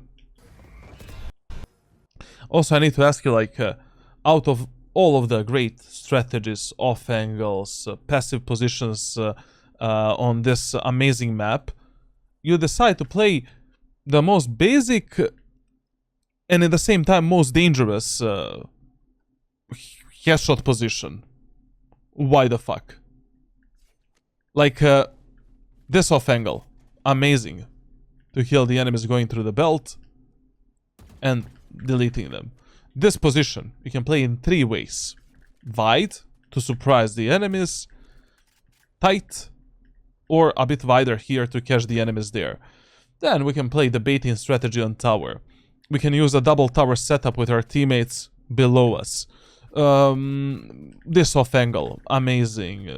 Then we go to the secondary positions here. Start to the fucking 410 generator and hold this position or this position, get a kill, drop down. Like, out of all of these spots, my dude is like, nah. I'm gonna use the one that we have been using since 2020. Respectable.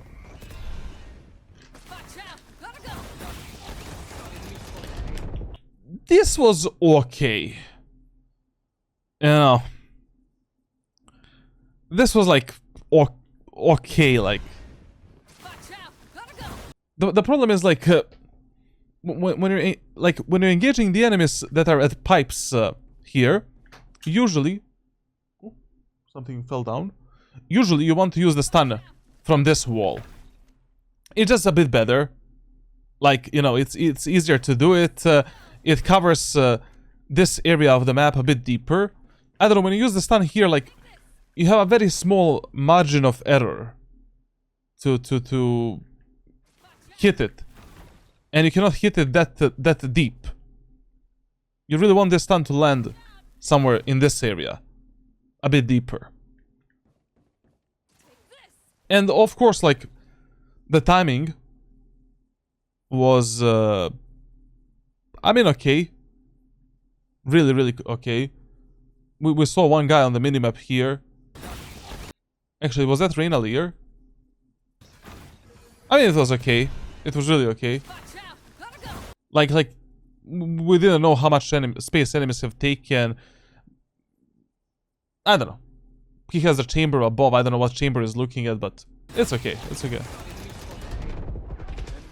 It's a totally fine play.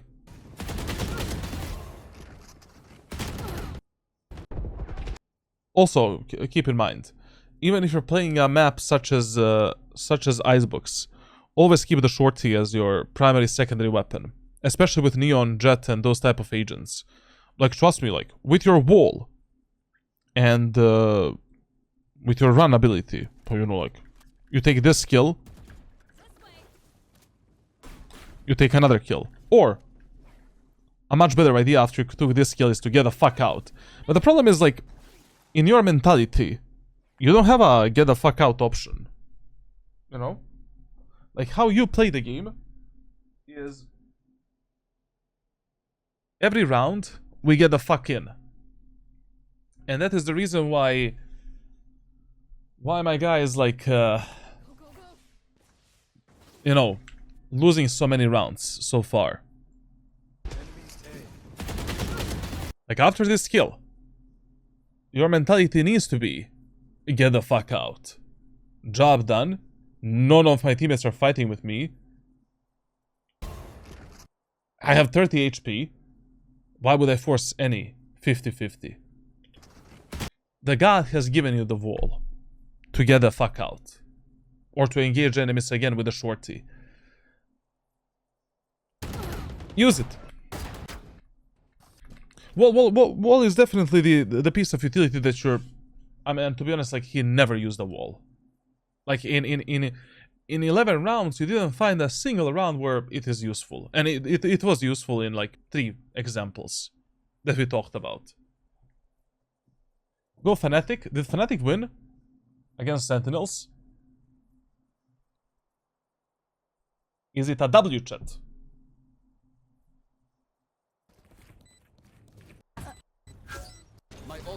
I thought they lost 3v1.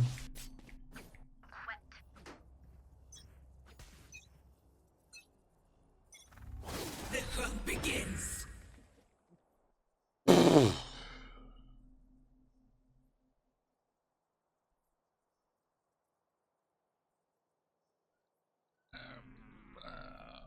I don't know. I don't know about this play. Like on Icebox, okay, you bought a judge with utility and everything. If your teammates have the money to drop your sheriff fast for the sheriff, okay, risky buy, it can work, whatever. Maybe we can get something. But instantly using a slide here, I don't know, man. If I'm not 1,000,000% certain that enemies will go B in this round, this is such a huge gamble. Because without that slide, I don't know, like, if you made a wrong gamble, it's gonna be hard for you to close the gap with the enemies. We'll see. The hunt begins. Go, go, go. If your teammates are going through long, please check the garage, like, you know, if you don't have information about some area of the map, check it, always.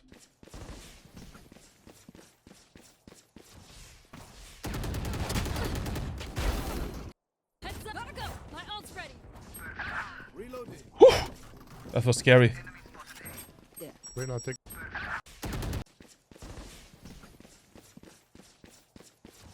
You need to start pre-assuming a bit more, like, you know, if I don't have the info about this area, enemies can be there, I need to be more careful, I need to check it, I need to jump spot it. If, you know, like, you need to be a bit more paranoid.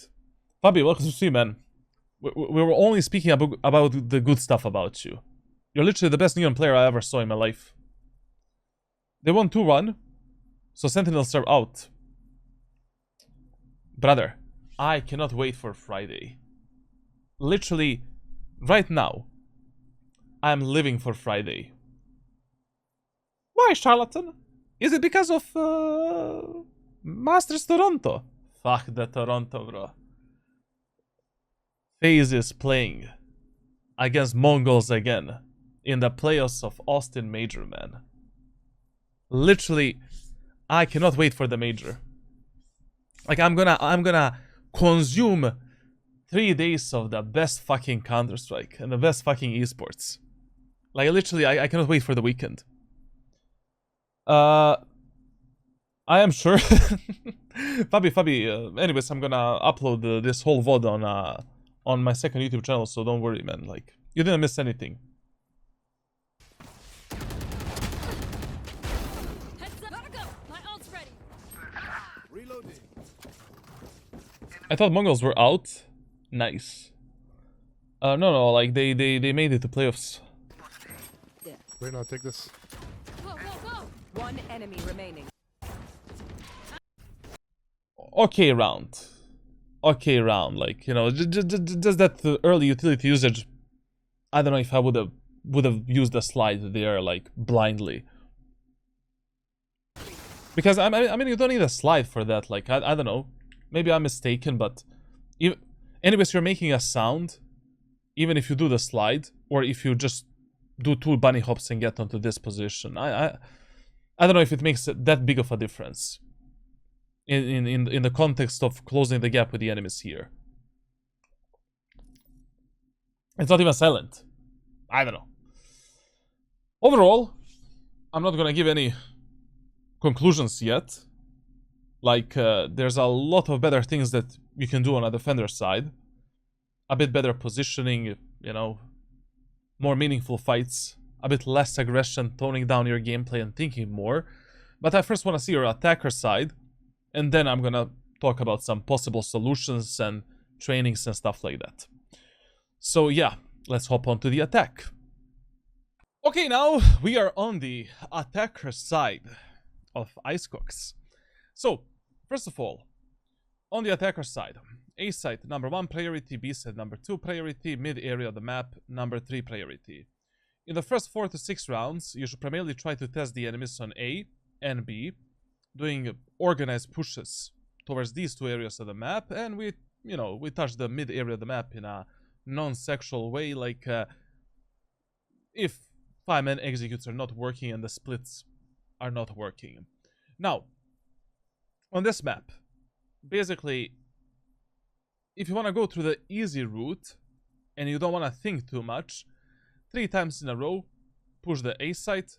In the 4th round, do some kind of a fake or a change of pacing. If you want to think, I will explain later like how you should think. But in the 1st round, always go A, unless the enemies have a shit team composition that cannot defend the B site properly. Like enemies don't have a Sage, they don't have a Viper, they don't have a Killjoy, they don't have a Sentinel. Like, I don't know, in this match, for an example, pushing B in the 1st round is valid option. Valid option. Now with the Neon, basically, Icebox is a highly mechanical map. Crosshair placement matters a lot. Pathing matters a lot. How well you're connected to your allies matters a lot. Like basically the distance between you and your teammates. This is not really a map about strategies or utility usage.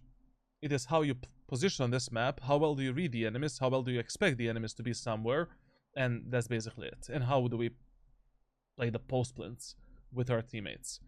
Now, when it comes to like Neon, you literally want to follow the same pathing, identical executes that you would do with the Jet as well. Just you have a different utility to work with. And that's it. Now, in the 1st round, no matter if you're pushing A site or B site, you have 3 options with Neon. Option number 1, classic light shield and a wall. If you're pushing B. If you're pushing A, take a stun. Option number 2, ghost with a stun if you're pushing A, ghost with a wall if you're pushing B.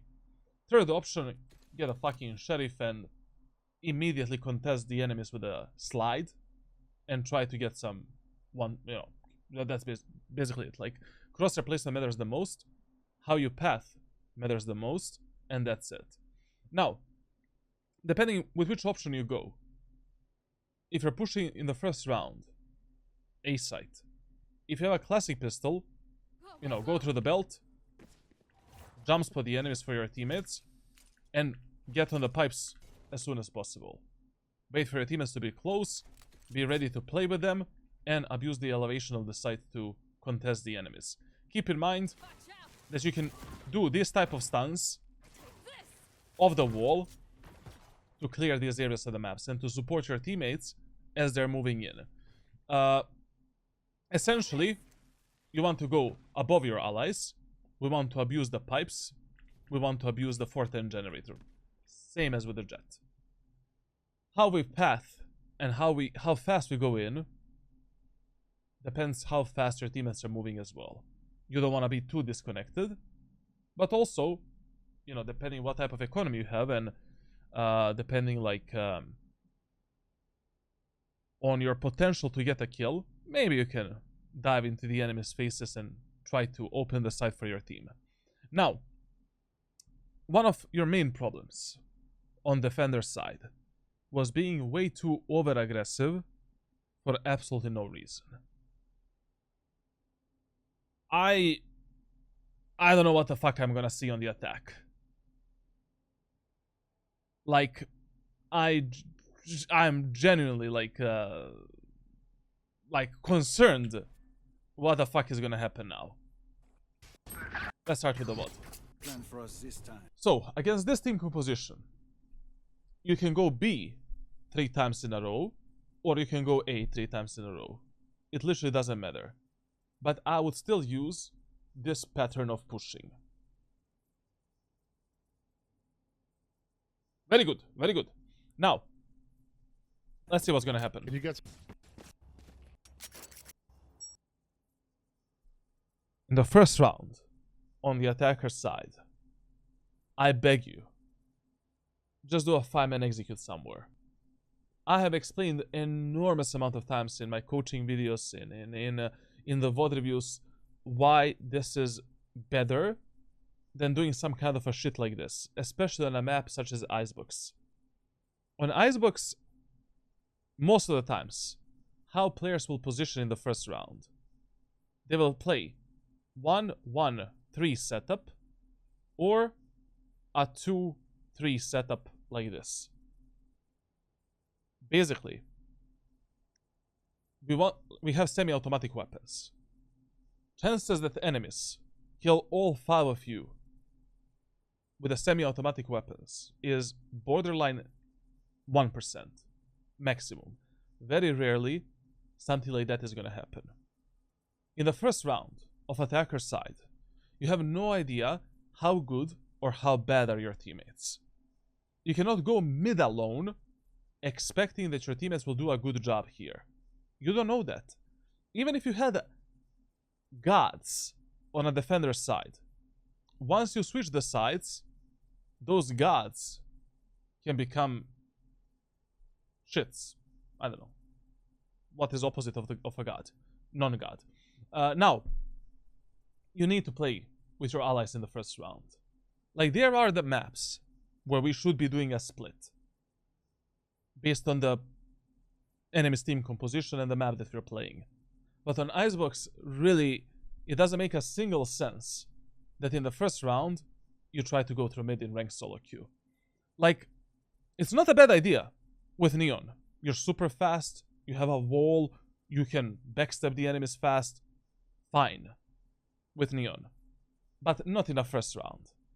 Save this type of a play if you notice that the team play and the 5-man executes are not working for you at all.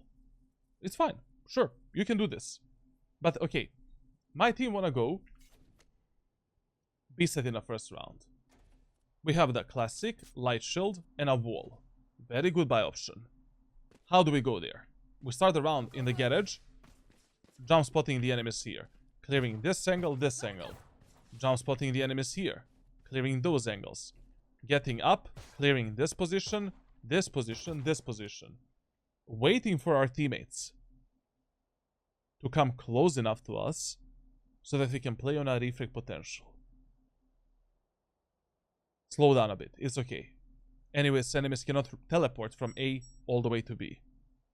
Now, once our teammates are ready, like with Neon, you have different options based on how much map control you have. Like, if you didn't clear the yellow, you can feel free to use a wall like this, clear the yellow, and then get on this position. This spot, most of the time, should be smoked. I mean, if you have a controller such as Clove, that Clove should be giving us this smoke and this smoke for the first round push. And from this position, we're contesting the enemies, waiting for our teammates to move in, and we are fighting with them. If you take the kills and you open the site, you don't even need to be here. We can just relax, chill, play the postman for the main, that's it. As I said, what you're doing right now is mega giga dangerous. You're putting a lot of trust in those 4 teammates, and you are also doing a very huge gamble in this mid area of the map right now. Work good.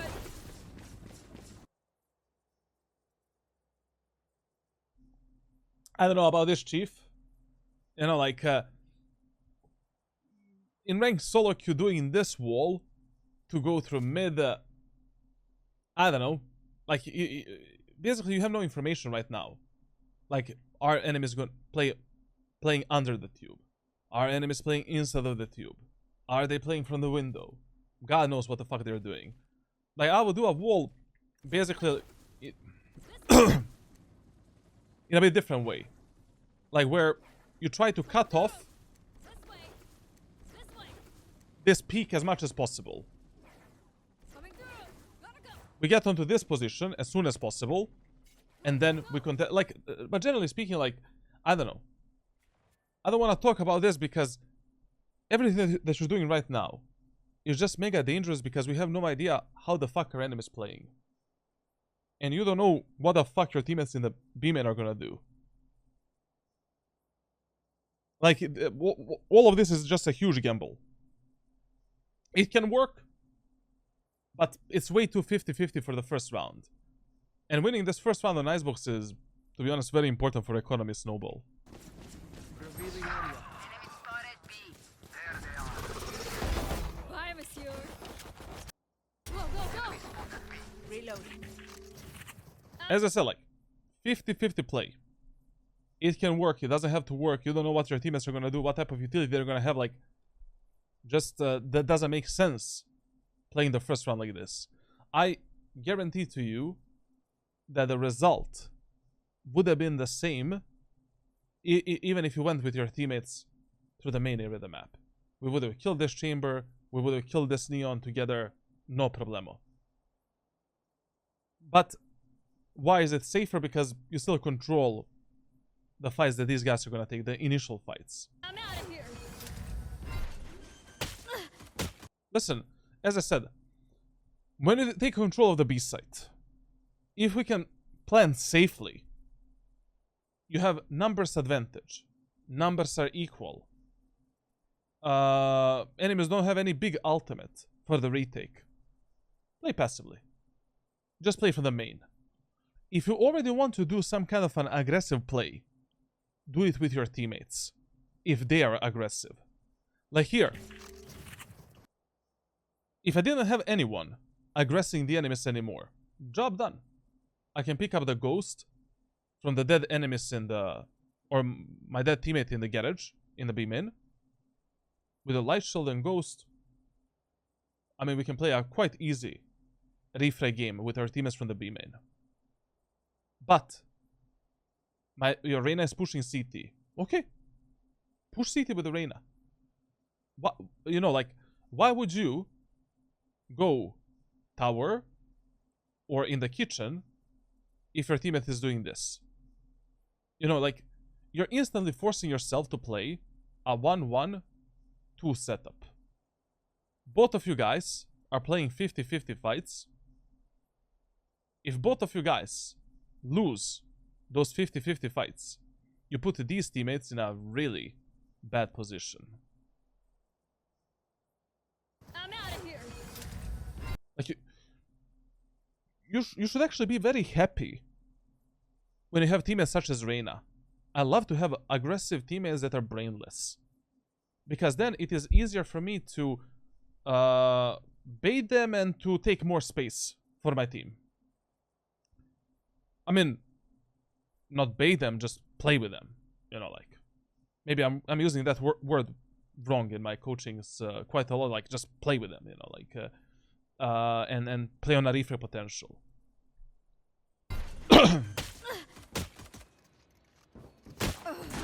One. There was absolutely no reason for you to die here. And absolutely no reason for you to get on the tower. Why? Spike is planted for B main. We have numbers advantage. Sova is quite low. Reyna is pushing CT. Go into, like, you know, like in this example, if you just go CT with the Reyna, we clear this. We have this info. Okay. Now, enemies are in a 2-2 pinch. If they're only coming through kitchen and through this position. Enemies are fucked.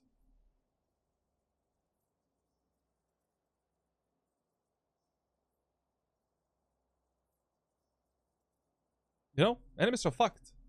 Now you put your teammates in a really bad spot because of a really bad game decision. That was quite easy game decision. Like, I mean, Valorant becomes super easy once you dial in all of these rules within your autopilot mode. Like, I firmly believe that anyone in this game can be at least Immortal 3. And that everyone is capable of being Radiant at some point. But you just need to activate your brain for like at least 20%. And think about, like, as I said, same as on defense, the first 4 rounds on the attacker side are very important. Especially for a map such as Icebox. Why? Because if you snowball the economy on these long-range, long-range, medium-range maps, I mean, like, it's quite easy to stomp the enemies. Especially the enemies that have a mismanaged economy. Or shit economy because of how many rounds they're losing. Like, this is just unacceptable play for the first round. And you cannot make it. Up.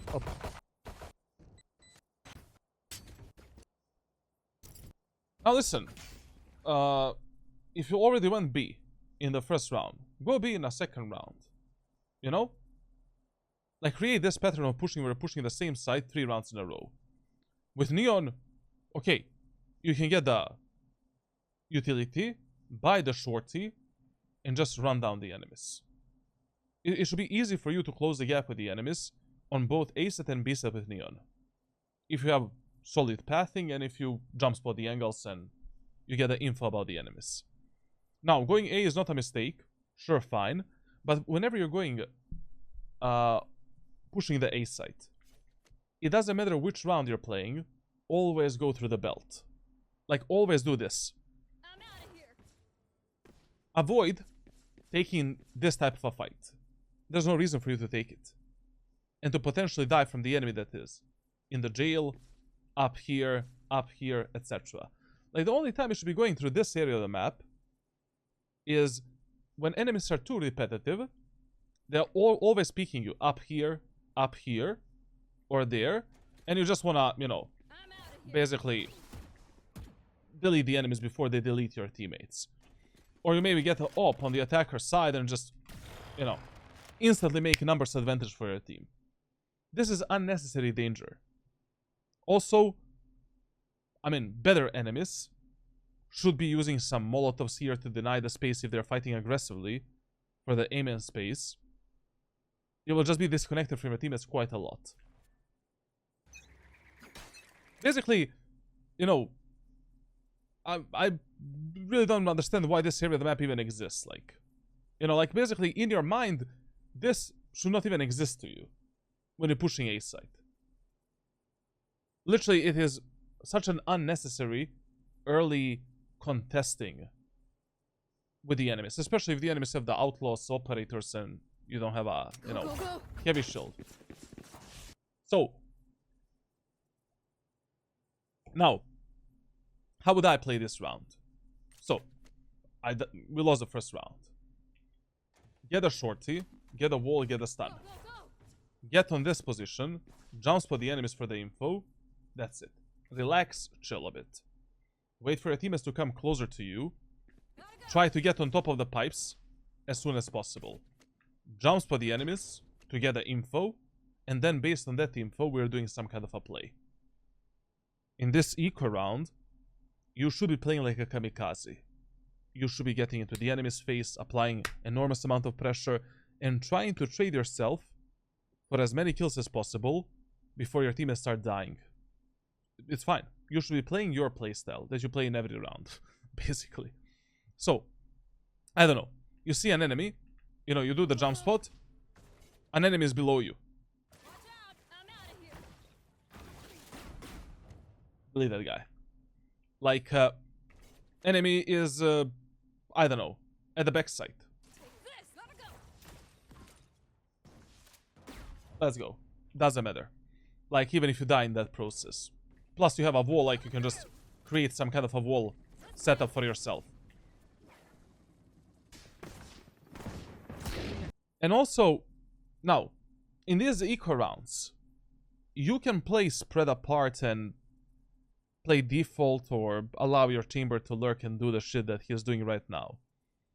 But usually, Bros Victor, yeah, I do stream on Twitch, man. But usually, a much better idea is just to test the 5-man push again. Enemies anyways have much better weapons than we have. And if you choose the right pathing, it should be easy for us to close the gap with the enemies on A site. Like, A site doesn't have any real long ranges, as long as you don't take a fight from the belt and you don't take a fight here. Like, if you just all drop down, take this position, medium range, close range fights. When we get here with the smokes and utility, once again we can annihilate some of these long ranges and be really close to the enemies to fuck them up. I found them. Now, here what I don't like is, even though you know where is the chamber, it's okay. It's okay that you're playing this aggressively. But you should have just taken a split of a second to basically do this. Just to see where's the rest of the enemy team. What's going on? Chamber is running there. Nowhere to run, brother. You know? You just stun him above. take an easy kill. Gotta go. You're gonna catch him anyways. Spike down A. You know, because of this shit as well. Now, this stun is great for... This stun would have been perfect for this example. Because when you stun up here, you also stun this angle. So when you're going for these aggressive plays to run down the enemies, you know, that are maybe running towards the smoke, towards the city, you stun both positions. This stun is goated, like, for clearing the pipes and clearing this area of the map here, catching the enemies that are running away. It's okay, you know, how you like play this. Okay, I mean, just you should have done the different stun. You should have done the jump spot, and just to see if, you know, there's any more enemies on the bomb site. And when it comes to the playstyle, it's fine for this eco round. Doesn't matter. Nice. Our team has won this. Now listen, Icebox is one of the rare maps where forcing the outlaw on the attacker side is totally fine, even with an agent such as Neon. A lot of medium range, a lot of long range gunfights. Basically, Abyss, Breeze, and Icebox, and sometimes Pearl, depending on your pattern of pushing, are the 3-4 maps where it's okay to get outlaw on the attack. And, you know, it doesn't matter if enemies have a heavy shield or not, like, you can win the future rounds as well. If you're patient enough, your crosshair placement is good, and your angle clearing as well. So, here I would actually buy the outlaw. I'm saving 500 credits for the future rounds. This round we're gonna win with outlaw effortlessly, basically. And in the next round, you know, based on this enemy's scuffed economy, I'm 1,000,000% certain that in the round after this one, if we win it, enemies are going to have at least 3 players without a heavy shield. At least 3 players. Especially when we win the second round, outlaw is very good force by option. Now, obviously, Vandal is not a mistake, like, literally, like, whatever, like, you can buy the Vandal, like, it does. I'm just telling you what's gonna be easier for you to win this round, have high chances of winning the next round, and saving your economy a bit, and getting the easiest kills possible. Now, on Icebox, I would advise you, early on, avoid this area of the map if enemies are eco, hull buy, or bonus. Like a gamble on the A set push. You have many more long range angles. It's easier clearing the site with proper utility. You're not risking any... I mean, it's easier to keep your teammates in check. And you're not gonna die from some shit setups like, I don't know, like... Just a lot of the players on A site, they like to do this early contesting, you know, from these off angles. And as long as you have a good crosshair placement for these angles with Outlaw, you already make a numbers advantage, you know, for your team. Or any other weapon, it doesn't matter. Now, going B is not a mistake as long as we clear the angles properly and we expect everything. Out of here. Still inside. Listen, when you're playing in these lobbies, try to always run in front of your teammates. One of the mechanics that is the most underused, all the way up to Immortal 2. Immortal 2-3. Jump spotting. Mega underused. Like, if my teammates already want to go B, we're not playing on contact. Fuck it, I'm starting here. And I'm instantly ready to do this. Now, we clear this and this with our teammates. Bam. Let's go for another jump spot. Like, don't allow your teammates to just, you know, dry peek these angles. Like, this Reyna could have easily been dead, to be honest, from one bullet of this chamber. Also, God forbids, but why the fuck we don't have the arrow or the drone from the Sova if we're already pushing the B site in an anti-eco round? Like, that should be a common knowledge. Like, I mean, you should tell your Sova, brotheroni, please, can you do a drone from the garage? Like, and then we push. Now, another thing that you really need to control on the attacker side, and that you really need to know on every map, is what is a good and what is a bad smoke setup. Now, based on the smokes that your club did in the first round, God help you. God help you. You need to tell that club what to smoke, where to smoke. That was shit, basically. Go, go, go! Dropping smokes. Shot that.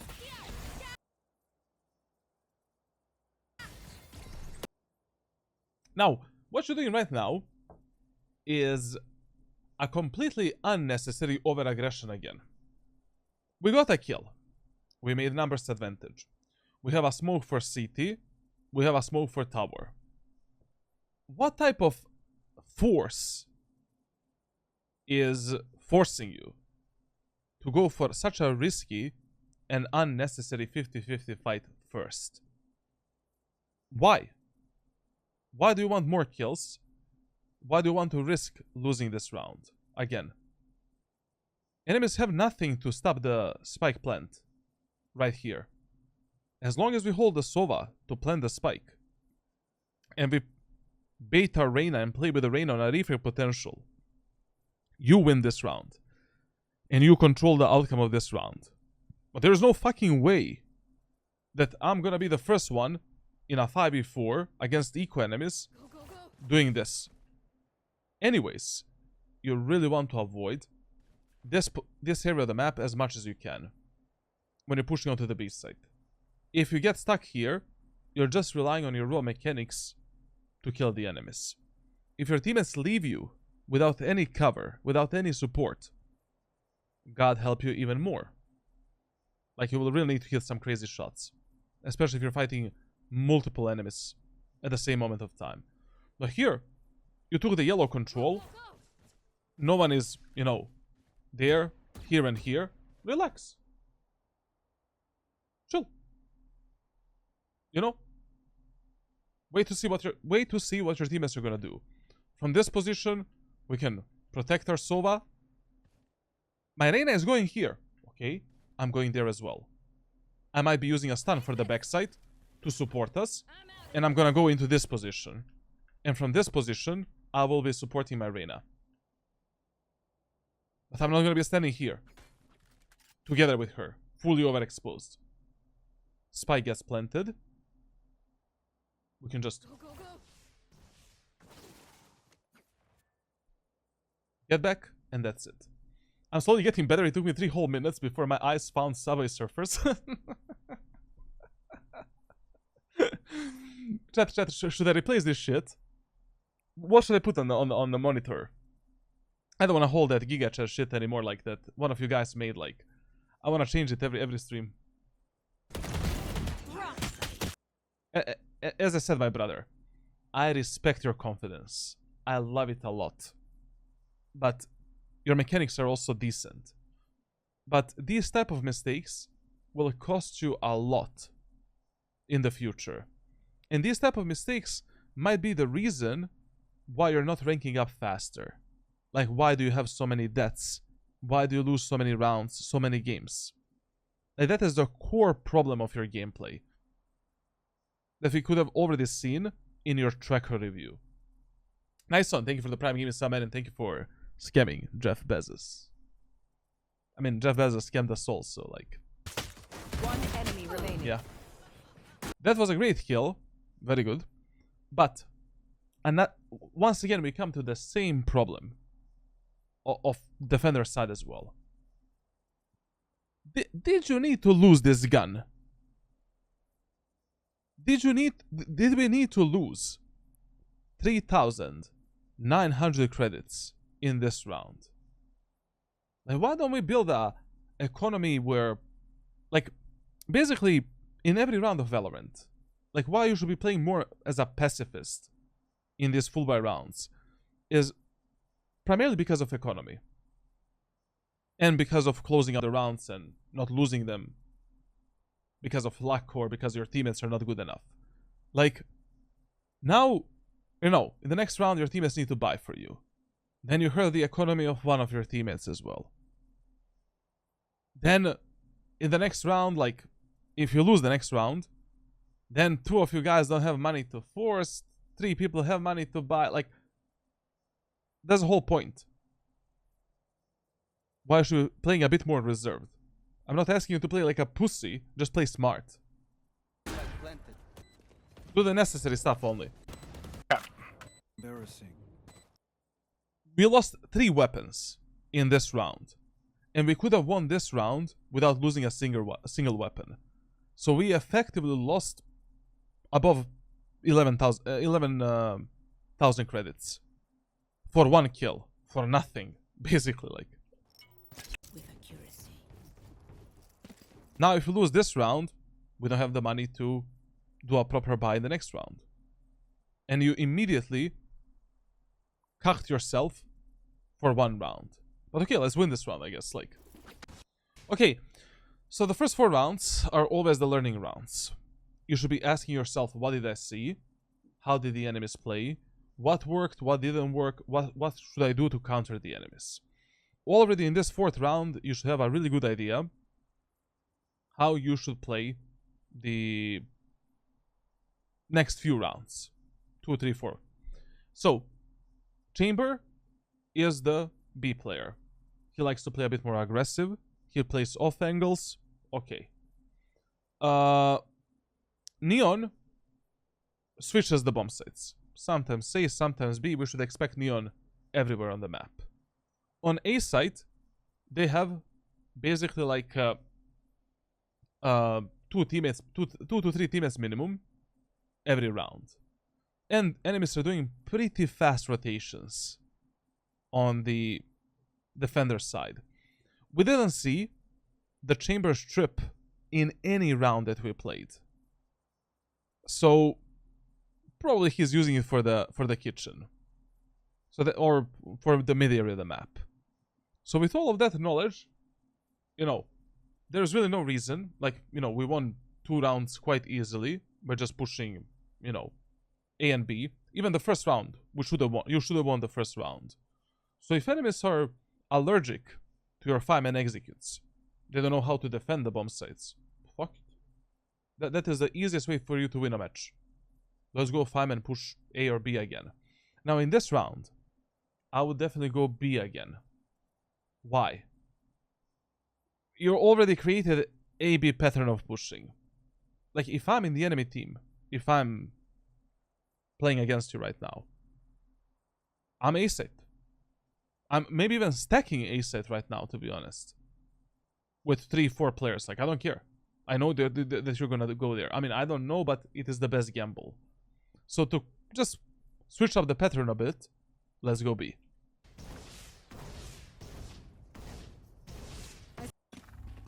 Winning.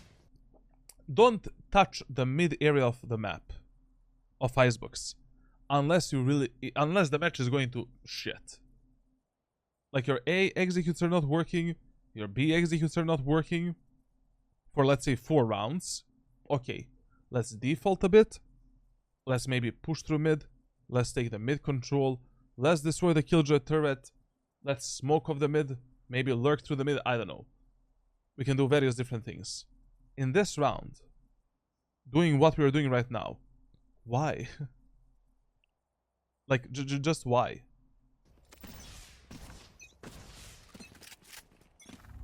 Unnecessary risk and gamble.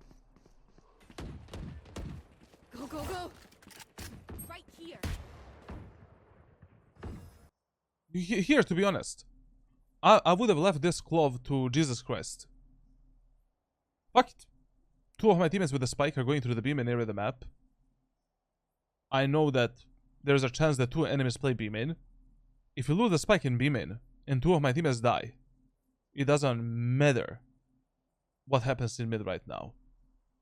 Like, if I have one teammate going through mid, I don't care. Even if it is a controller, like, anyway, it's Clove. If she dies, she can still give me the smokes for B side and mid. You know, from mid, it's okay. But if Sova and Reyna die in B main, brother, like, that's gonna be a huge problem for us to win this round. Scanning ahead. I'm out of here. That smoke is a new one for me. You learn every day. You learn a new smoke setup.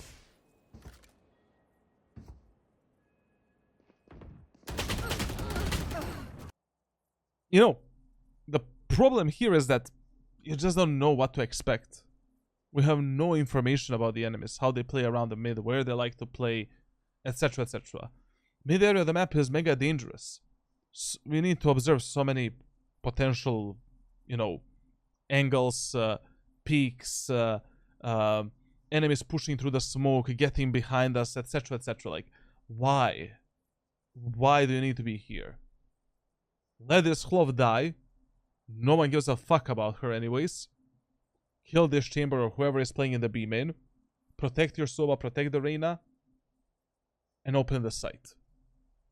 Even if the Clove dies, she can give us the smokes. Anyways. Also, what is the reason to pressure the mid in this round? There's no reason. Enemies are shit.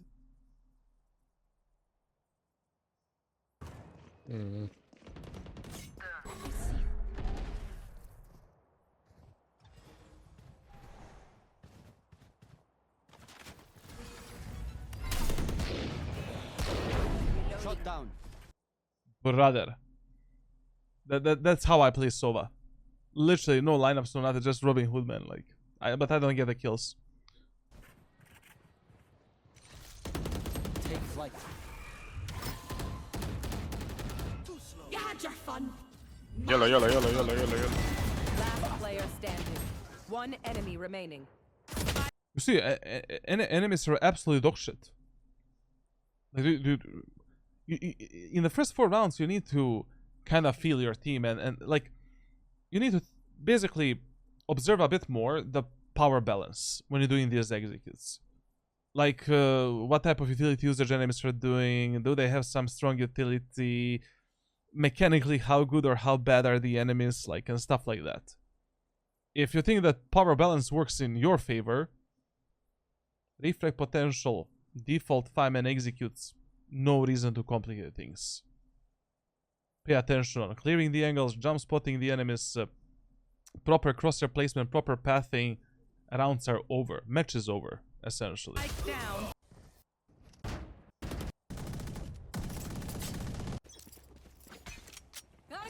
To be honest, in this round, I would go B again. Simply to create, once again, that unpredictable pattern of pushing. And also, you're one ultimate orb away from the ultimate. It's easier to pick up the B orb. Let's be honest.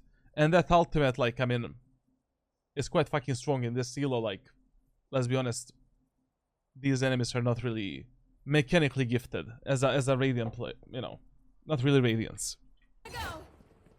You want to play? Let's play. Oh my god. Spike down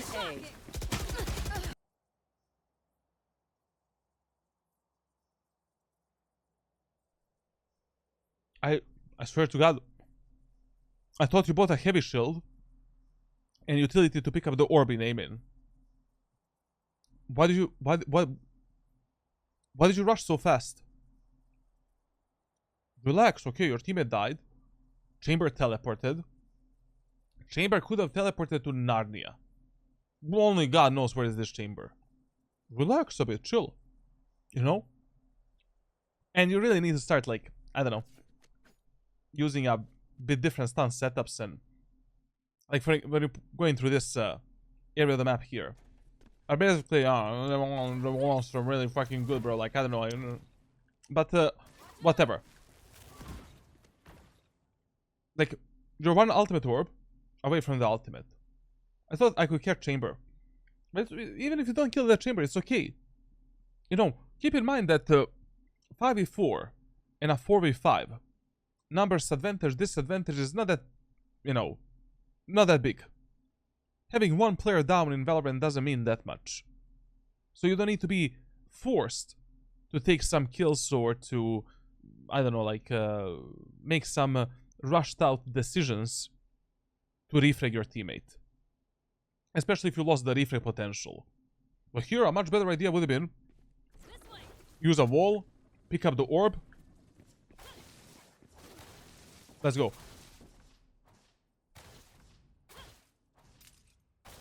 Like, your win condition in this round.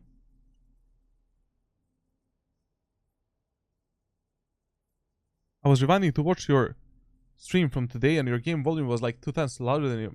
No way, bro. And you're telling me that now? Hello? Yo. No, it's good now, right? Now it's good? It's normal now, in theory. What would you say the best chance of getting into a team? I'm Immortal 1 right now, EU. Will not say I'm pro level, but me and my friend are looking to join a team and make some more progress. Any tips? No one knows that, man. Like, nobody knows that, to be honest. Like, literally, it's always a gamble. And a huge gamble. Like, it is something that you're gonna find out for yourself in a... once you truly put your heart and soul into the game. You know, first, get Radiant. See if you can do that. If you cannot get Radiant, you know, that already tells you that, I don't know, like, you're not really cut to be a pro player, maybe. Because a gap between a Radiant and a tier 1 player is like the same gap in between Iron 1 and Immortal and Radiant. It's a huge gap. So, I don't know. Like, going pro in any esports game is always a... you never know until you try. But truly try hard and work on yourself. Network. Find people, find teams, like, I don't know. But it's always a gamble. You might waste a lot of time from your life. It might not be wasted, it might be a really good journey that's gonna teach you something new. And give you some new experiences and knowledge. And also it might turn out to be great. Like, can you actually go pro? So, I don't know, man. Like, I will always support players that want to go pro in some kind of a game. It's a great dream. When you achieve it, it's an amazing feeling. Like, I was never a tier 1 player in any video game. But I played thousands of tournaments. And I was a tier 2 player in some of the games that I played. And I must say that that feeling when you win a, you know, the first tournament, a few tournaments, then after that, then you compete, like, you know, like you prepare, like you do the custom server practice, like strategies, tactics, like team environment is something special. Ranked is fucking mental, like literally mental cancer, basically, like in most of the games.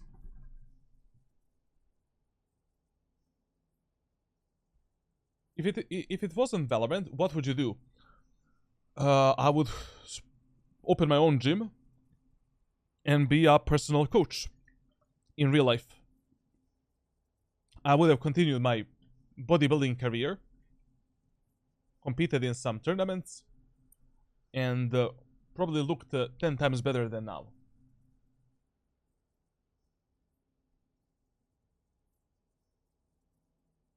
That was my plan in 2020.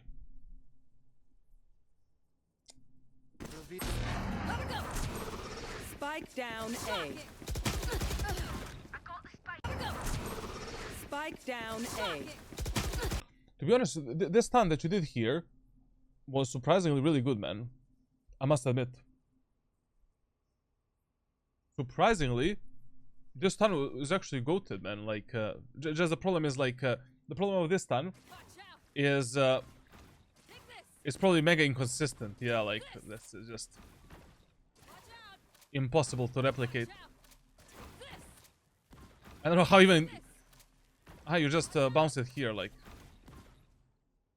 But the problem with this stun for this spot is that the second bullet is actually stunning that position, so you need to wait for it to come and then peek.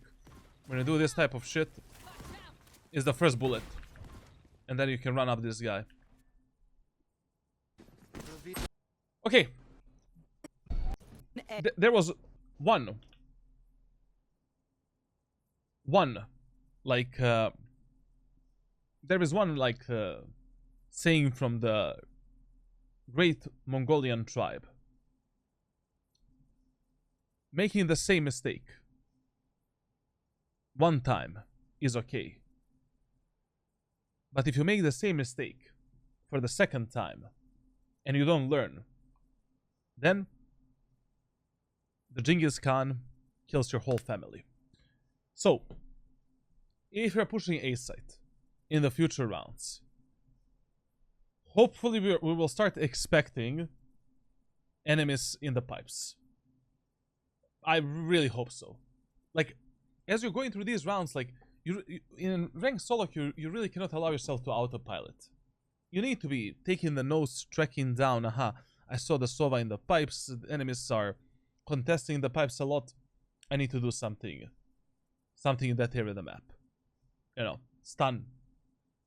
Get above the enemies. I don't know. Call some utility. Something better. Chamber is going for the early peaks. Sova, my dear Russian brother, can we have the arrow? Or maybe perhaps a drone? Drone would be good to clear this chamber, and then we take the fights, and then we peek. If your teammates say, fuck you motherfucker, you fucking dirty bitch, you don't respond, you can mute them, but don't respond, and try to figure out how to protect your teammates before they die. You still have a wall, you still have a stun, you can run down the enemies, but hopefully we're not gonna die in the same way next time. True, many Mongolians have said that. Can you guys rush P main again, like foot pistol round? Go, go, go. Have a draw. I don't understand why do you have such a big fetish with the mid area of the map. As I said, like, this play that you're doing is not bad. Neon is pretty fast, and you apply immediate pressure from the opposite part of the map, but from behind. But you have the ultimate. Your teammates are not really using proper utility to clear the B main area of the map and A main area of the map. They're mechanically better than enemies, but in terms of utility usage, like, this is shit show, man. Like, your teammates' utility usage is 0. Really bad. Do all tier 1 teams have Radiance on them? Oh, of course, like, I mean, like, obviously. But even tier 2 and tier 3 teams should be Radiant teams. I mean, if you're not Radiant, if you never reached Radiant in your life, I mean, I don't know why would I be playing with you in tier 2 and tier 3, you know, like, obviously. Thank you. Shortcut. Fuck it. When it comes to this mid wall, like, if you want to do it under the tube, you aim under the tube. But basically, sometimes it is okay using a wall like this when you just want to run down the enemies like here, and you don't want to risk getting peeked by the operator or by, I don't know, chamber, teleport, just dash ability. You get the point. Enemies never peeked under the tube in the previous rounds, so it was totally fine to continue using this and just, you know, getting in. Here we go. Revealing What a stupid ultimate, literally, like. Bye, monsieur. There. Please don't die. The gun there. That's 3.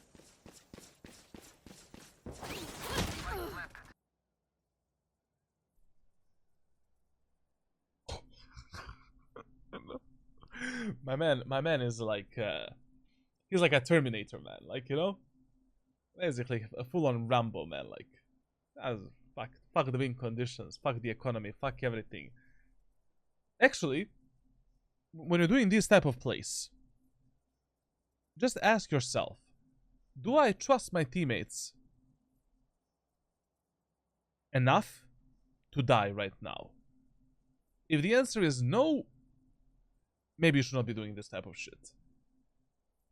Please don't lose this round. Remain. Can we main with you? I'm out of here. Okay, listen. I would advise you one thing. This rule you follow not only on attack but also on defense. And this rule has nothing to do if you do something multiple rounds in a row or just in separate rounds. Like, when you do one play for 2 times during your gameplay, you know, this is a play that you're doing right now. This is an outplay, basically. Like, I'm playing Neon, I'm super fast, I know that enemies are not playing mid, I can try to go behind them, etc, etc. Doing that same play 3 times during a game in the same way is already a bit too much. I only did the wall to beat. Very good then. Very good. Very good, very good. We're good. Very good. Very good, very good, very good, very good. My dude he's actually using a brain. I love it. Very good, very good. Nowhere to run! I just hate I hate hindsighting. You know, that is something that I never do during my VOD reviews, and I always explain what you should do before you do it. If you do what I, you know, like tell you to do, that's fucking amazing. Basically, like you're on a really good path, like essentially. Aman, thank you for tier 1 sub, and Cookie Ninja, thank you for the Prime Gaming sub.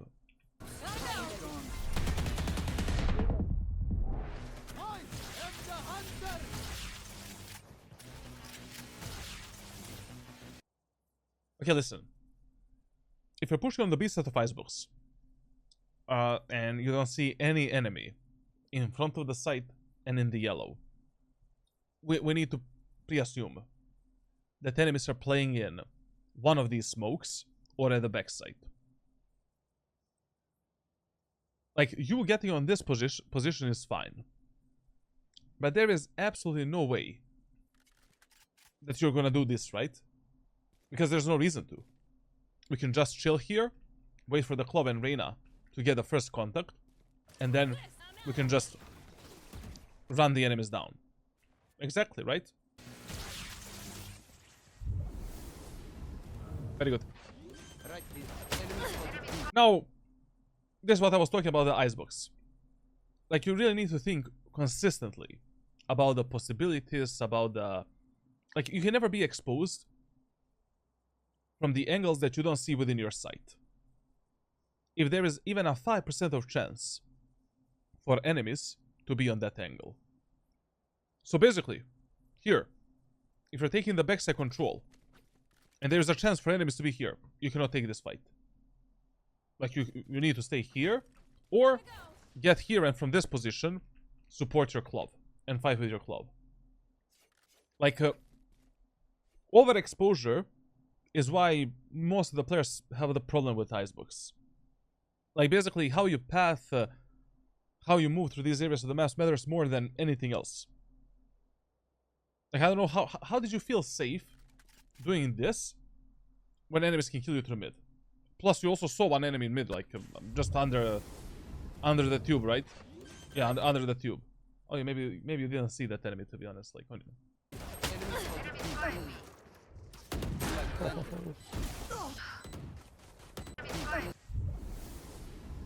also, let me give you another tip. If you're already have numbers advantage, and your teammates are doing some kind of an aggressive play that might cost you your life, and it is very dangerous to support your teammate at that moment of time, it is okay to abort the mission. It is totally fine. Like literally, if your teammate is doing unnecessary aggression, that is very dangerous to be supported. You still have 3 teammates alive. You can still play with your Reyna, with the Sova, with the Chamber. Clove is not the only player alive on the map. Because this play that Clove is doing is mega dumb. Like, you know, enemies are giving us frontside for free. They are not fighting us. They are giving us a free spike plant. Sova got the ultimate, like, you know, why the fuck would we do this? Okay. And this is what I was talking about, like, literally no reason to change the macro playstyle as long as it's working. Now, in this round, doing some kind of a fake would be a really good idea. Enemies are rotating super fast. We abused B-set for, I think, 3 rounds in a row. Very good round to do some kind of a change. Now, let me just hear the plan, like... The enemy only looks composed. Let's hit B again. Fuck it. Tell a different story.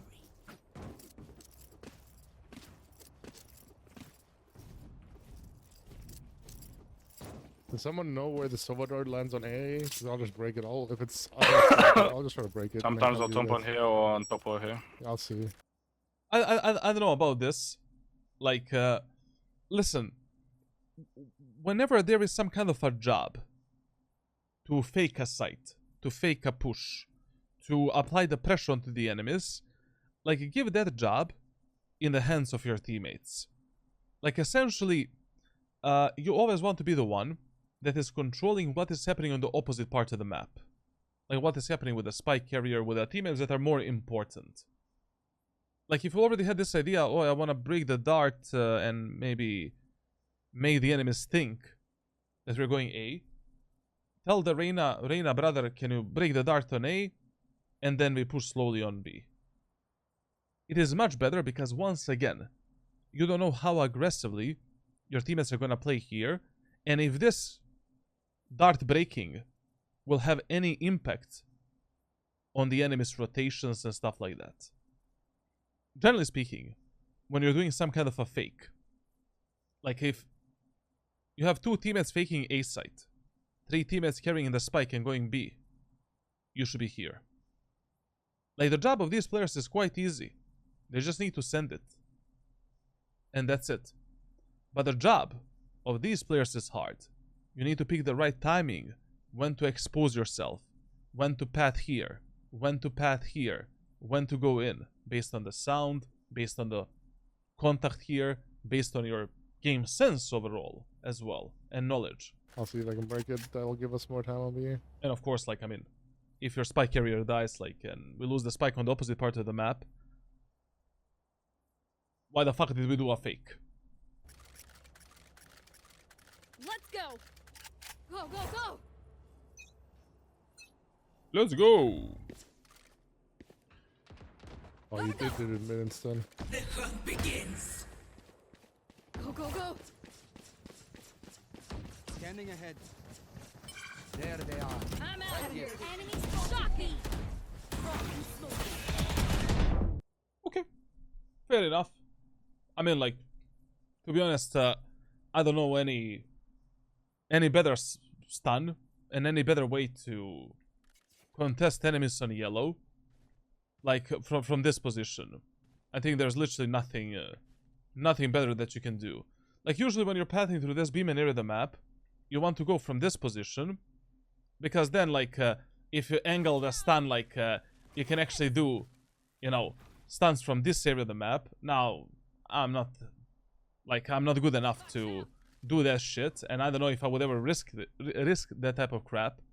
But you know what you did with this rundown of the Reyna, sure, fine, whatever. Like, I mean, the guy was pretty close. He was revealed. Good utility usage, good slide. I'm out of here. Nice. Enemies shocking.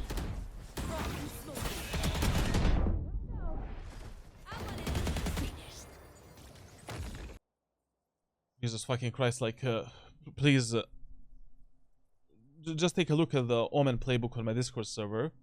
Learn every default setup on every map.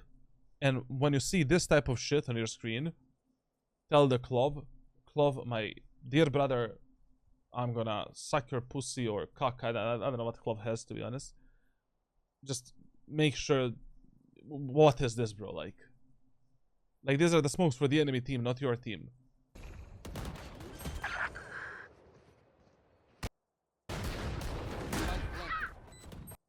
And I love how you're persistent to not fight with your teammates when they are aggressive. But when your teammates are playing passively, you will make sure that you are playing aggressive. Like, what the, like, you need to find, like, still, same as on the defender's side.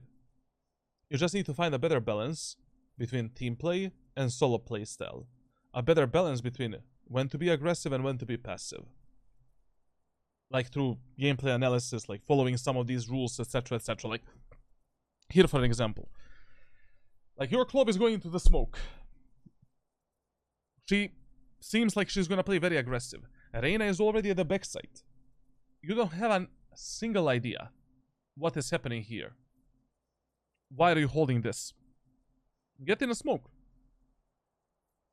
Like, chances are much higher that these guys are gonna get into some gunfight here. I mean, who is gonna die here? Chamber has a teleport.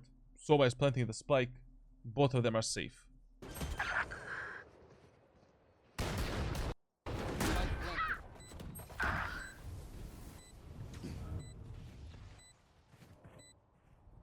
We have numbers advantage. We are 3v2. Don't hold 50-50 angles. Hold tighter angles. Jump spot the enemies. Fight for information. You know? Position yourself in a way where you can fight together with your teammates. As a matter of fact, like right now, you have two teammates looking like this. Two guys. What should you do? You can literally play behind the yellow like this.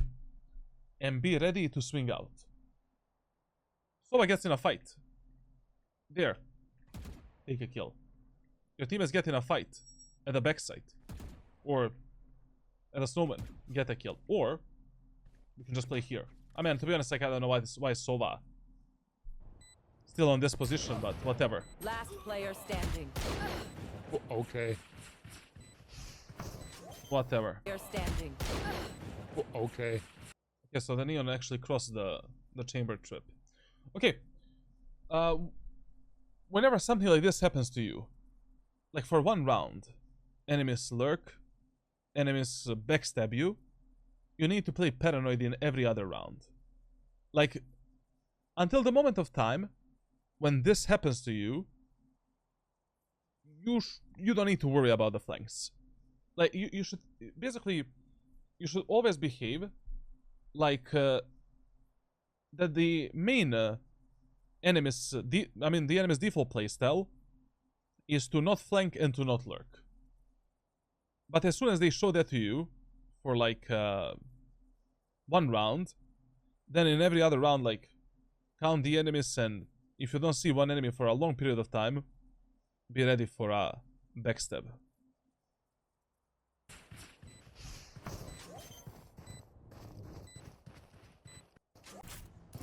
Those heads until we're home, Need yes? a drop. Good.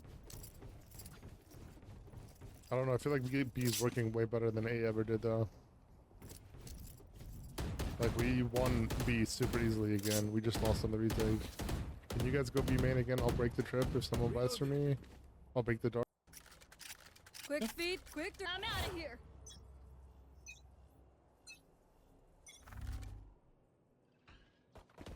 Go, go, go!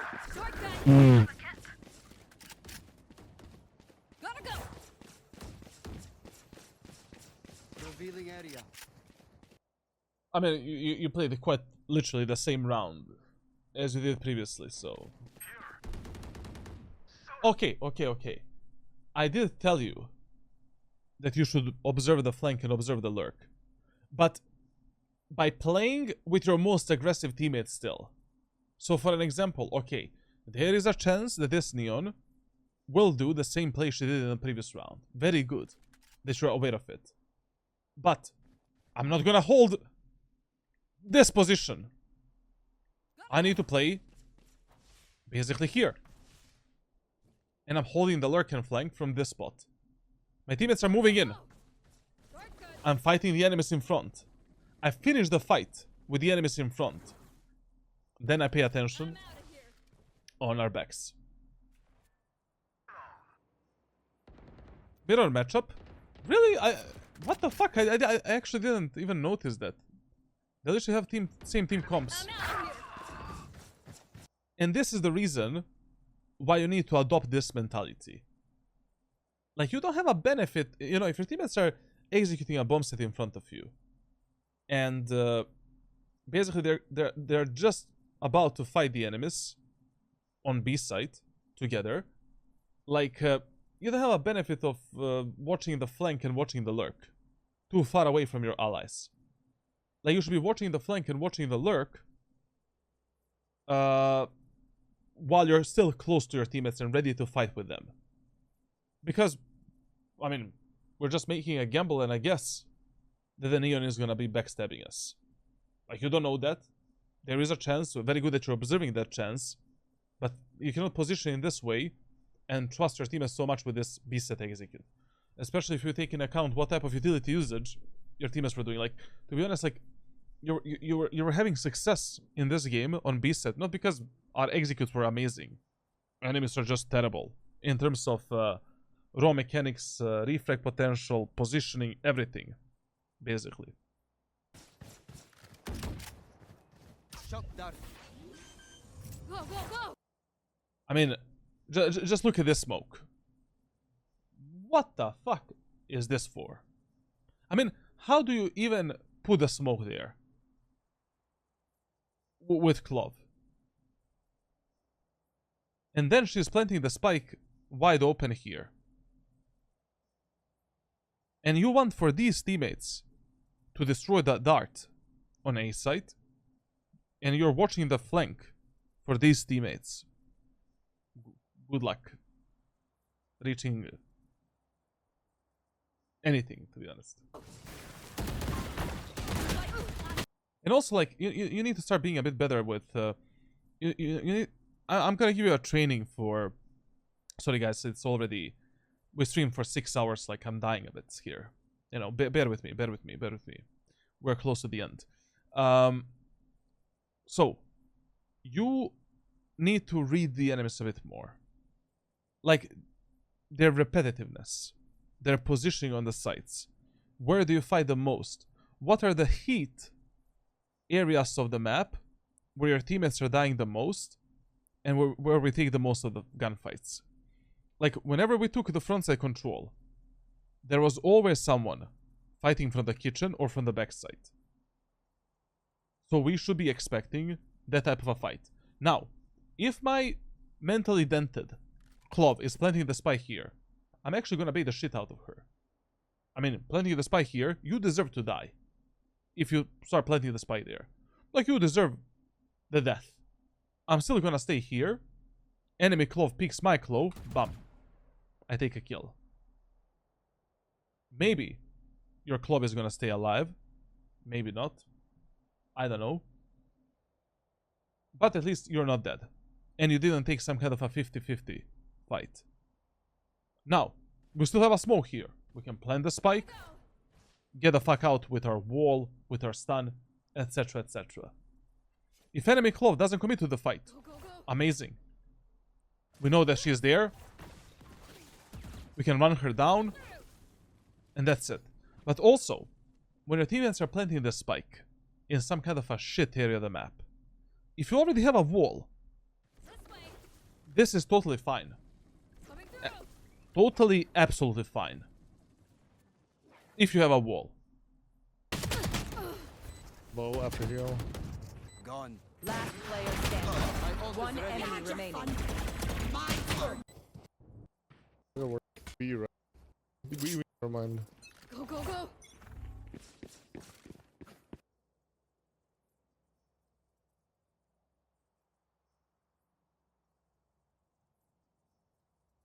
I can't look, bro. I can't look, man. See ya, chat, later. I'm going to the Subway Surfers, bro. I'm going to the Subway Surfers, man.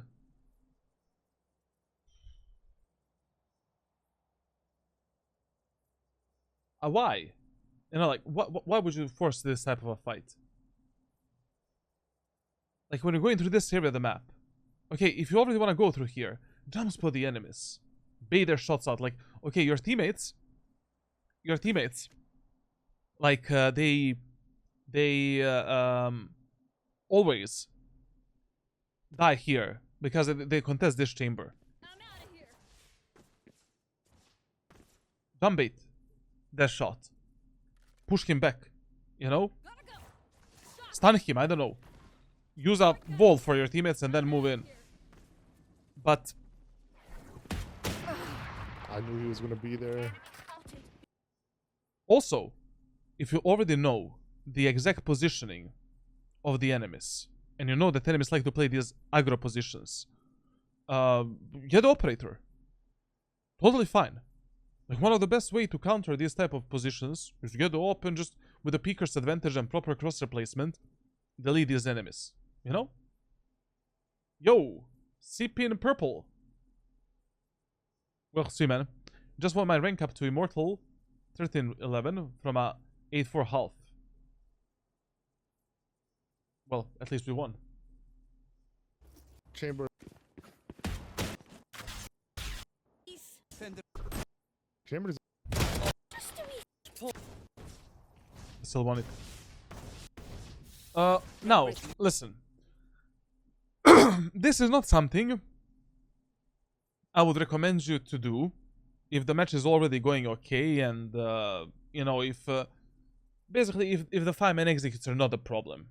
You know, during this match, 5-man executes were not a problem. The problem is, like, contesting that mid area of the map and playing a better refrag game, over-aggression, lack of discipline from your side.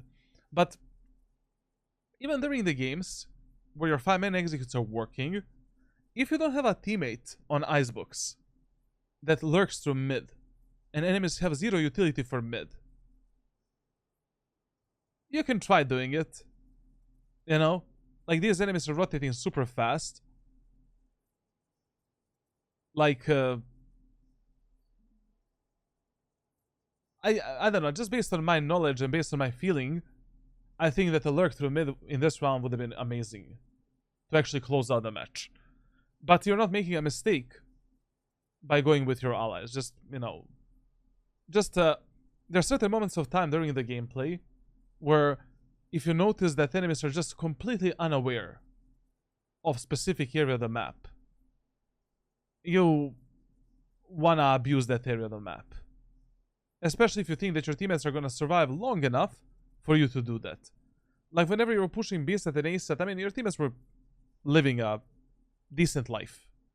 Like, they were not dying immediately, but after a few seconds, like 5, 10, whatever. And those 5, 10 seconds we can use to do something on mid, maybe. But whatever, like, as I said, you're not making a mistake by playing with your allies, definitely. Want to play? Let's play. Gotta go. Oh, wow, Peru. Take this. Never, just never path through this lower ground. There is no reason to do that. I talked about this in every Icebox VOD review, like, your main job and the main thing you should learn in ranked solo queue is how to path through the pipes and above the 410 generator. Taking this cover, isolating these angles. With a neon, it's even easier. You have a stun. Like, we can stun the gen and the backside. We can stun the enemies below us and the enemies' screens.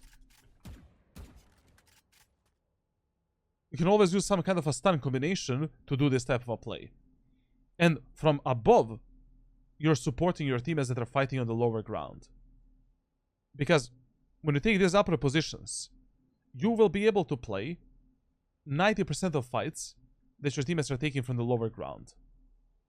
If you have a good pacing compared to how fast they are executing the site. I don't know, your teammates are going there, you know, just get onto this position. I don't know, your teammates are like moving through the pipes and moving here. You go above them. We can take this fight. We can get on 410 generator, hold this angle for them. They're fighting left. Let's kill the enemies left. We can try to stun the enemies at the backside. I don't know, like your teammates are fighting the enemy here. No problem. Like, let's try to stun that guy. Let's run him down with our allies. When you go through the lower ground, a lot of bad shit can happen. Basically, in this lower ground, there's a lot of these angles where you're fully overexposed from 4 or 5 different angles. You don't have any cover, such as cover on the 410 generator. Like when you use this cover, like you're only exposed to the angles that you see within your sight. There's no crossfires, essentially. When you're moving in, we only need to clear this position. Then if you're here and our teammates are fighting, we can take maybe the fight with them, you know, like. Also, very rarely you will get fucked with a shotgun by the shotguns. Classic triple shot and shit like that. Stinger, I don't know.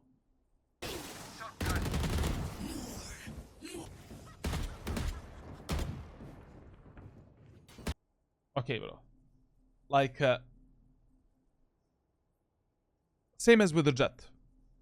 If your teammates are taking some kind of a fight that they should not be taking, and you can maybe get in a better position to support them, feel free to use your wall to block their vision so that we can reposition with them and fight with them. For example here, your Reyna is mega aggressive. We took the side control, good job, nobody died, muy bien. There's no reason for Reyna to isolate this solo fight in CT.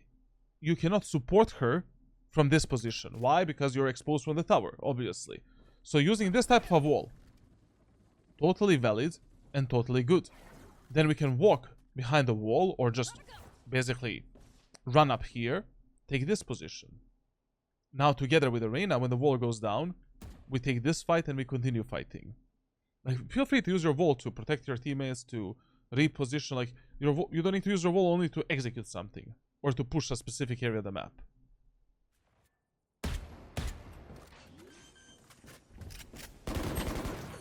Like, you should be taking this fight with your Reyna, but you were not able to take it initially because you're exposed from the tower position. And if you see that you have a teammate that is this aggressive, very good. Okay, we can fight with that ally. Why not? Like, you know. But we need to position better. I definitely don't use my wall enough. You don't use your wall at all. Like, basically on defender side, you literally use your wall 0 times. Like, there was not a single round where you use your wall on defense, as far as I remember. And as I said, like, if your aggressive teammate dies and you're not able to refrag him, numbers are still equal. You have numbers advantage, or economy is equal. You don't need to push anymore. Like, never hunt the dead refrags. Like, this is not refrag potential anymore. This is not fighting together. Your teammate is already dead. Enemies are ready for a secondary fight. This is not a refrag game. Like, you lost that game or already here. Get the fuck out. We have the Chamber ultimate, Clove ultimate. We can just play passively. Chamber also has this trip, but I don't know if I would trust that trip, you know. I think there's a small gap here, and also it can easily be crossed with a smoke and with a neon wall. But neon is dead. You know, maybe close smoke. I don't know. Like, I just wouldn't trust it that much.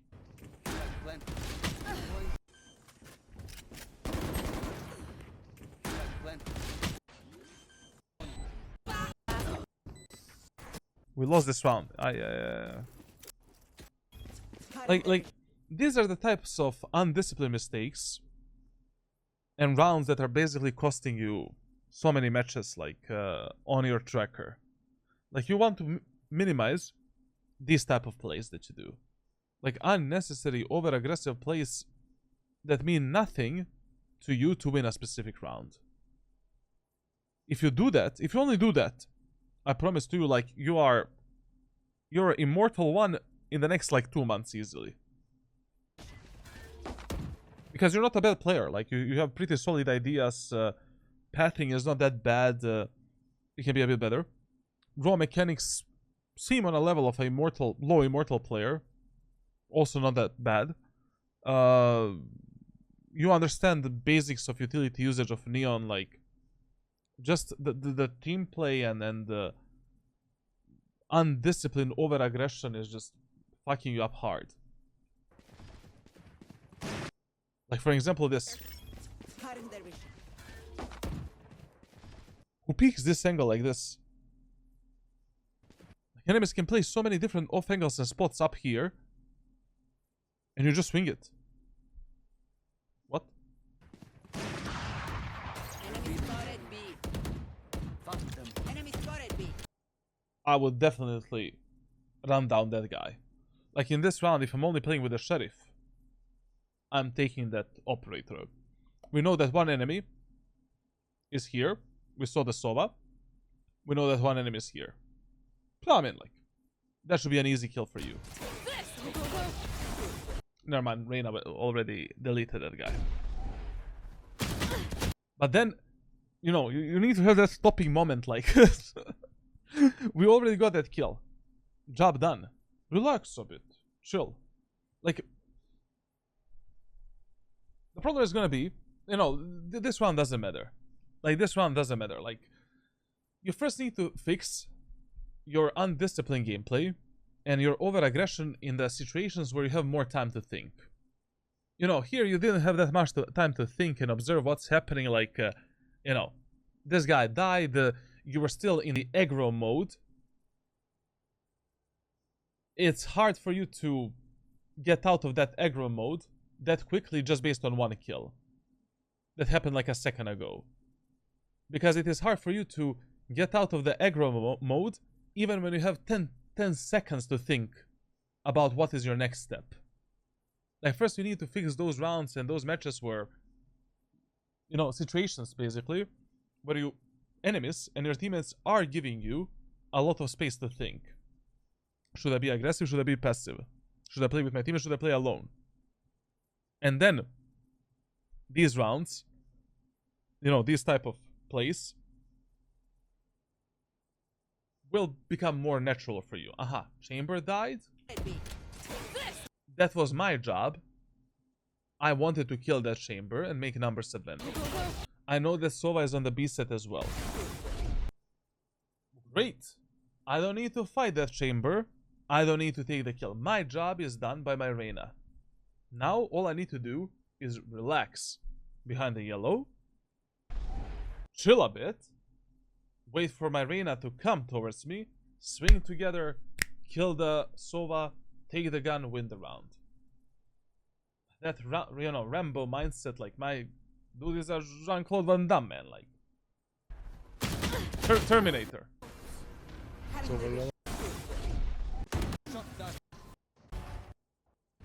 But your teammates win this round. Listen, man, we will continue a talkie talk through private messages. I will share with you some documents and maybe some videos that are covering these topics a bit more in depth.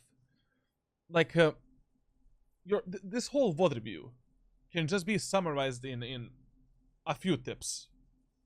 Like, you need to find a better line between aggressive and a passive playstyle, team play and solo playstyle.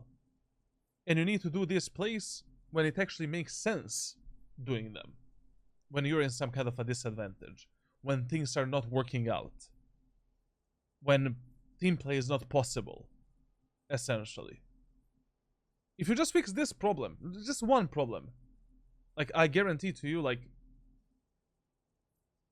as I said, like, you're immortal in the next 2 months maximum. Maximum.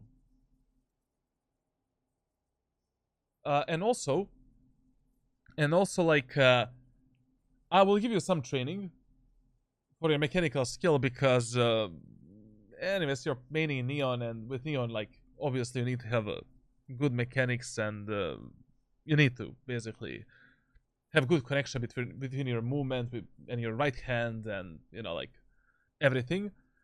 And I will give you maybe some other training for map awareness and generally tracking the enemies a bit more, like what are they doing, where they're positioning, what are the danger zones, the heat zones, like where do my teammates fall the most and stuff like that.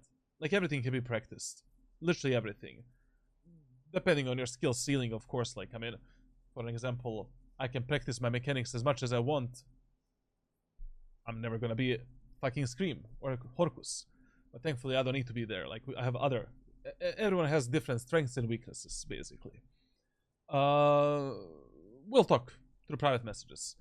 What coaching plan is this? Only the VOD review or a different one? Only tier 3 sub VOD review, basically. That lasts for 4 fucking hours. Okay, thank you for watching. Leave a like, subscribe, comment, I don't know, all of that stuff. Join Discord server for coaching. Soon we're changing the content by a lot. Finally. Like, there's gonna be even more coaching content. No more degen rank grind, you know. Time to focus actually on good stuff. And yeah, see ya in the next one.